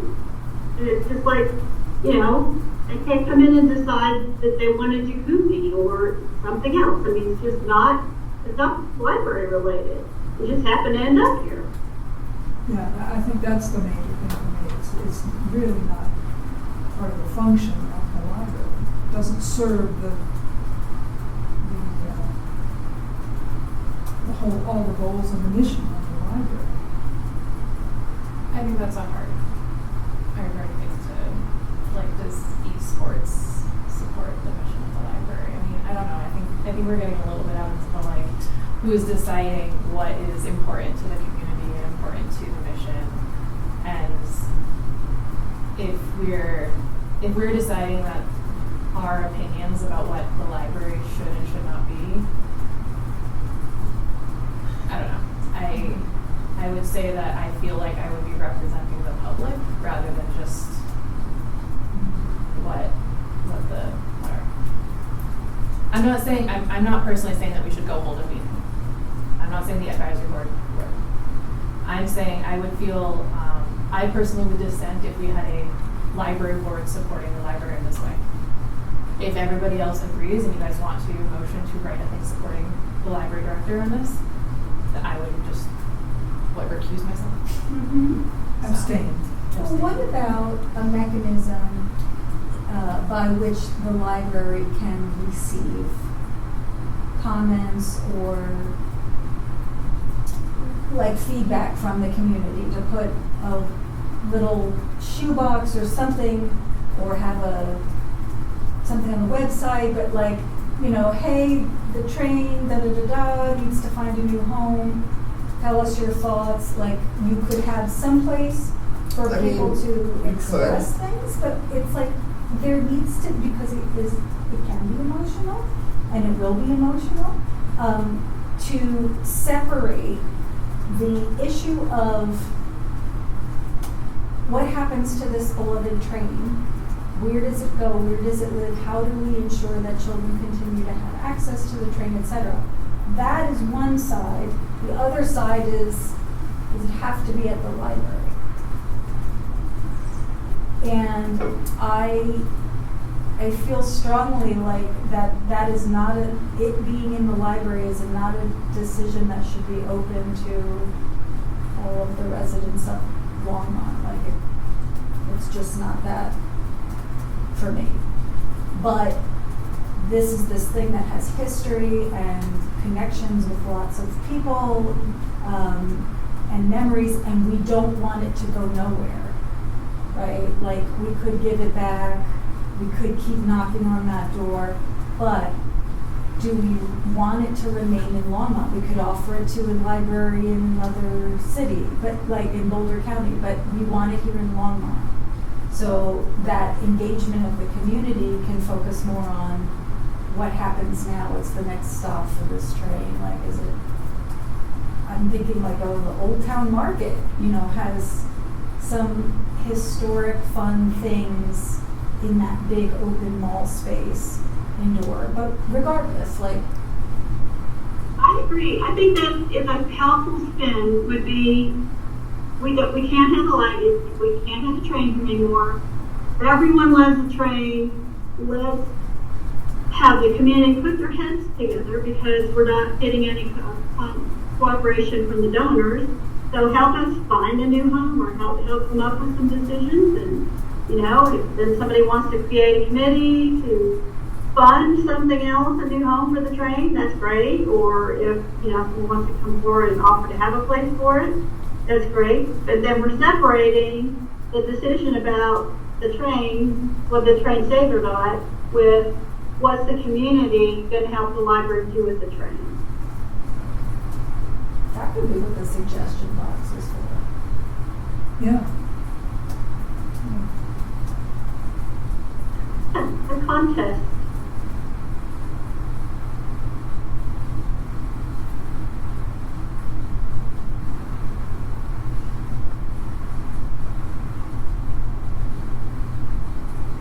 What do you think is the next step with all of this? I mean, actively.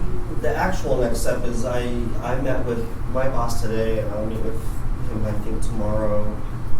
I'm trying to work towards communicating with this club and trying to come up with maybe there's a solution of where so that can be enjoyed. I mean, I'm not trying to just dismantle it. I could do that. I could have had it gone 2 weeks ago. So I'm not trying to do that. I understand it's beloved, but I think to the point that a couple people made here is people love the train. Does it have to belong in the library? Yeah. And I'm arguing no, it can belong somewhere else. Someone else actually suggested on one of these emails, like maybe the new transit center that they're building, like a train station basically. I think that's phenomenal, but that's also years out. Like, that doesn't answer to me what I do with it now. Or am I going to just decide I'll keep this for the next 5-10 years until that's done? And then I still can't grow this library in ways that I think is necessary as the library director. So, I think, it's a highly visible item. And so people have a lot of opinions, or at least so far. We make decisions all the time here as library professionals that no one gives 2 cents about. So it's like, and I say that a little sarcastically, it's like as soon as something is visible, people care, but a lot of the decisions we make that I feel are to the benefit of Longmont residents and library users, no one's questioning me on that, but they'll question a train. And as a library professional and someone who cares about educational literacy, that's a little hard for me. That's a little hard for me that the train, a model train, is more valued than why you would actually come to the library and learn. Do you know why the kids come to the library though? Some people have told me they only come to look at the train. Yeah, but then they're in the library and they take a book time. I mean, maybe. I mean, that's what it maybe is. do. That's what it is for my kids. They say, do you want to go see the Yeah. train? And they come to the library and then they draw on the whiteboard Sure. table and they do all of the other things. I don't disagree with that. I think it's short-sighted to say that nothing in the future could still not solve that and still not attract kids to come into the library. Mhm. That it has to be the train. That's the only solution to get people in here Sure, but is the train. that's not what you were saying. No, you were saying why would the train be a draw? And that's what it is. It's a draw. I know, sorry, I think I've said it's a draw. I understand that. I guess what I'm trying to say is I feel like plenty of other things can be a draw. But also if John decided that, or the friends decided that they wanted to replace this enormous box with a smaller, different train that took up less space in another section or some other It would still have the draw. moving thing. It would have the draw, and I could do what I feel like we need to do in the children's area. I feel like there's Again, a little context missing too. I'm trying to have the conversation, and I feel like I need to have that with the model railroad people. Do you though? I mean, they're the ones that spoke up first, but just not to me. Maybe not. Well, May- yeah, maybe- you maybe made I the should. effort. Yeah, I was You gonna know? say. I think at this. I think you made a great Yeah. effort to respect that. If they're not gonna reply and just kind of go around. They are so lucky to have gotten this much Yeah. Yeah. of your time Yeah. and your thought. Yeah. And I would I not mean, you could have feel- just disappeared. Yeah, I wouldn't. A few wouldn't people would have continue. said, might have said something, but or one paragraph as an inform. Thank you, you know, but you took your time to explain the context. And yeah, I wouldn't think that you were stepping outside of your role to that if you've given them every opportunity to respond or to meet with you or to talk with you, Yep. like at some point you have to move forward. And that's what I'm talking about with people internally. And a lot of that conversation is, are there opportunities in other places in the city for this train to reside? yeah. And that might not answer, or that may not resolve things like Nicole sharing in other residents, which is like, well, that's what draws my kids into the library specifically. In Which part, is fine. right? Which is fine. No, I agree with you that you could replace it with something else. I wasn't trying to Yeah. say that is the only thing that could ever get my kids in the library. I just was saying. I think you had asked a question like why the train or whatever, which is the only reason I was saying that's Yeah. why the train. That's all. That's all. Yeah, okay. I know you know that, and I wasn't disagreeing with you at all in terms of that you could replace it with something else that would draw them in. Yeah. But Well, have they and still especially because it doesn't work. have they it's still been always coming in to broken. maintain in the last 2 weeks? Has someone still been coming in to maintain the train in the last 2 weeks? They come in almost every day. So they have. But not always to maintain it. I mean, currently they're coming in to just stand there and talk to people. You said it broke down every day. It pretty much does. Has it been broken every day in the last 2 weeks? I don't know for sure. Common practice up until recently is the train goes down, the children's staff call them, they come in. Next day, train goes down, children's staff call, and then after this went out, they started appearing every day, whether it was broken down or Okay. not. And so I have since then just said, well, I don't need staff wasting their time calling them, they're coming in every day. And then they can decide whether it's working or not. That's kind of where that is. But I mean, I'm not trying to tell a different story, but truly, in the time I've been here 2.5 years, that my children's staff call them multiple times in a week to come fix the train. Yeah, and that's just not a good use of staff time, besides the stress. Prior to this episode, how would you characterize your relationship with the club around the train? The members that come in, I mean, there's been issues outside of any of this, and it hasn't informed the decisions that have been problematic.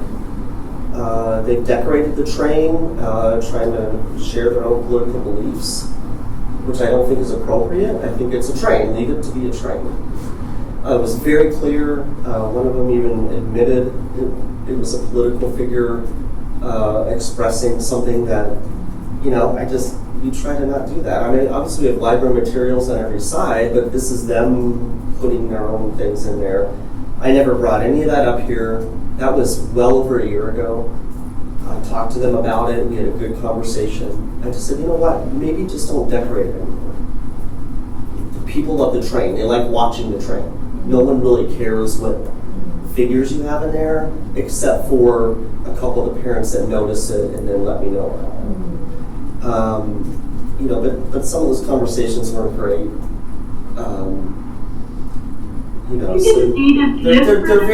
They're very, they have a great sense of pride and ownership of that train for sure, and I get that. Like some of these guys were in the club long before that train was even donated.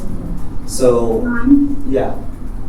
Did you give a deed of gift for the train, or is there some kind of clarity that the train was given to the library, that the library owns it? There's a plaque on the train, on the case itself, that says donated to the Longmont Public Library by the Bouleville Margaret Hoyle Club. There's no actual paper documentation, and I actually researched into that to make sure before I went down this path to make sure that who was kind of the rightful owner, and got some clarification from city attorneys on that because I didn't want to go down here if I didn't have any right to do any kind of decision making in this way. The city thinks the train belongs to you. It does. Correct.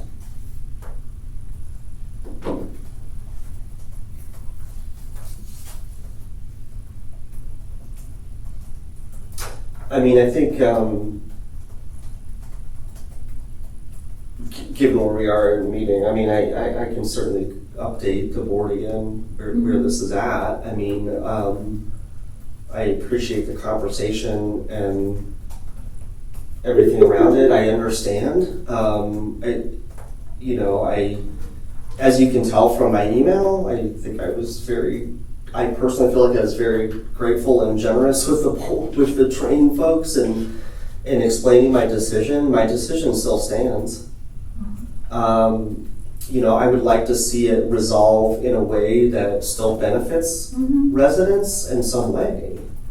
And I would love that conversation. And at this point, I need some guidance from my superiors on how to get that conversation going and figure out how to make this work out in a way that is peaceful and benefits people. That's the part that gives me the most concern, is how they have responded to this letter, which is very respectful, very professional, your letter, and the way that they've responded and not engaging you and not communicating with you does not bode well for the continuation of that partnership. In other words, were you to change your mind and keep the train, what does that say, or what does that predict about that relationship moving forward?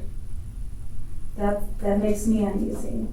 Yeah, that would be hard for me if I were advised to essentially backpedal on this, which in my opinion would just be a political decision to help quiet it down. That's just my opinion. I hope that doesn't go in that direction.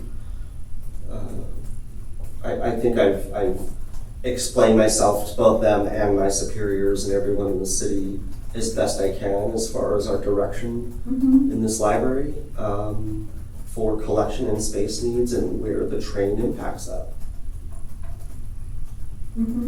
So we'll see. Right now, nothing is happening tomorrow. Right. I would love it if the board continued to be apprised of any significant developments, and especially if there's any support that you would request from us or actions that would be appropriate for us to take vis-a-vis the council or whomever. Yeah.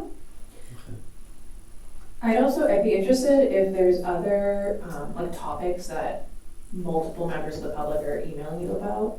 Just like, it might be interesting for us to know about that kind of stuff in terms of, public interest type of things. I think that's a good point. I'm Whether it's not sure. important or not, like, Yeah. or even just responding, saying like, if you're, like, maybe mentioning the library advisory board and that we are a resource for the community to talk to or to attend meetings. That's a very So good point. including that in your email Yeah. responses, just being like, if this is a Yeah. concern for you, whatever the topic is, Yeah. come into our meeting. Yeah. That would be nice. No, I think that's good. That's And, really and good. so far, I mean, so first of all, as far as like the next door stuff, I got our city communications involved because I don't have access to that. And was advised, and generally city policy is for the most part to not engage in comments on social media. So that's fine. I just wanted them to be aware that that was out there.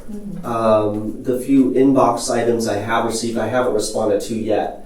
Okay. And I can certainly share those That with would the be- board. And actually, okay, some of yeah. them are, I think, very reasonable. I mean, I got actually a voicemail today, which was like, I can understand some changes needed. What about the museum? What about the rec center? So there's Exactly. more suggestions of having it live in the city somewhere. Right. Totally get that. So I think, yeah. But even outside of this Right. train, yeah, I don't, we occasionally get some emails and things. I'm aware of you bringing stuff to this I have, board. it always depends what it is. Sure. Sometimes it's nothing to bring forward. It's Of like, course. a kind of a one-off complaint about something that there's really no discussion for it. There's no basis. And sometimes people don't even leave me contact info. Yeah. They just want to say their piece and move on. Totally fine. I wonder if even if you just had like a boilerplate like in your response that just mentioned the library About the advisory board, yeah. so that somebody, if for whatever reason, if they're disgruntled and they get a response from you and they don't like it or whatever, at least there's somewhere that they can Yeah. talk to somebody and we can or cannot address anything that they're actually concerned about, but like it might be worth just adding it as a way to kind of loop the community that only knows they might only know about the library director and they might not know about the advisory board as a place that they can. We don't have That's an good. email, like if somebody wanted to email the library advisory board. Well, they could contact the board through the city website where you have to drill down into like boards and commissions. Yeah. It would take Yeah. a great deal of effort. Yeah. Our names are listed on a bunch of things. They're Yeah. on the Longmont rec catalog. Our names are listed there, but not our names. Oh yeah. None of us could respond to an email that was sent to us in our capacity as a library board because we can only function as a board. So none of us can answer an email unless it all came to the board, it was read to us and we all had a response. So, Right. Correct. the conduit for information should be coming through Tracy. I mean, that's how it works. Mm-hmm. Or just by inviting them to the meetings. Yeah. Yeah, I That's think actually what you're what I saying was is like suggesting. if I were to respond to some email that's coming to me, Right. I could mention in the email like we welcome you to come Exactly. share your concerns or whatever the library board meets the third Monday, blah blah blah, like Right. something like that. Yeah. And you could even say like, haven't I will bring this to the board meeting. Or And I could something say like that you know, too. if you wanted to, just so that there's a, Yeah. done. Yeah. So people feel it's not just you right. necessarily. Yeah. Yeah. No, that's fair. That's Yeah. fair. I may bring back something else that came up in one of our meetings a while ago, which was the possibility of having like a little corner on the library's homepage or website that had just kind of like who we are, what we do, and could link to the boards and commissions page where there's a lot more info tucked away. But if there's a web form or whatever is on the city website for this board in terms of getting in touch or our meeting rhythm, etc. Mm-hmm. Could we also house or link to that on something more visible right on the library's page, like that menu on the left-hand side. Yeah, I or think so. something. I mean, we 'Cause Friends has have an something, about us right? section, and I think that's a good Mhm. place to include that. Even if it just includes whatever our mission is. Right. And the next meeting, or like the general meeting I cadence. mean, Mhm. I mean, that- if it does link to the city, like the commissions or whatever, just so that people can look at agendas. if they Right. want to, Right, that would be exactly. great, yeah. Make it a And, little easier to work find. here. Exactly. We can do that, because That'd be even if it just awesome. links to the boarding commission page. But like I Right. said, that's like, drilling down Yeah, and down and down to exactly. find those That's things. Exactly, it's You hard, know. so even if it just is a direct link Yeah, Mhm. wherever we host our Yeah. agendas. that's Like call true. out that public, we welcome yeah, the specifically public. Right. invited to be heard. Yeah. Exactly, yeah, Yeah. that'd be great. Well, thank you for all of that. Thank you for the report Mhm. and for being so open, transparent about everything that's going on. And thank you everyone for your time and navigating this emotional, meaningful subject with grace and poise. I expect nothing less, but I've been in a lot of tense conversations about different things, and this feels like good communication, that we can disagree with each other in ways that are respectful. So I'm just feeling appreciative of that right now. Last comments, that was my last comment. Next meeting, September 15th. Hopefully we'll have quorum, and that is it. We'll adjourn at 9:14. And I thought this would be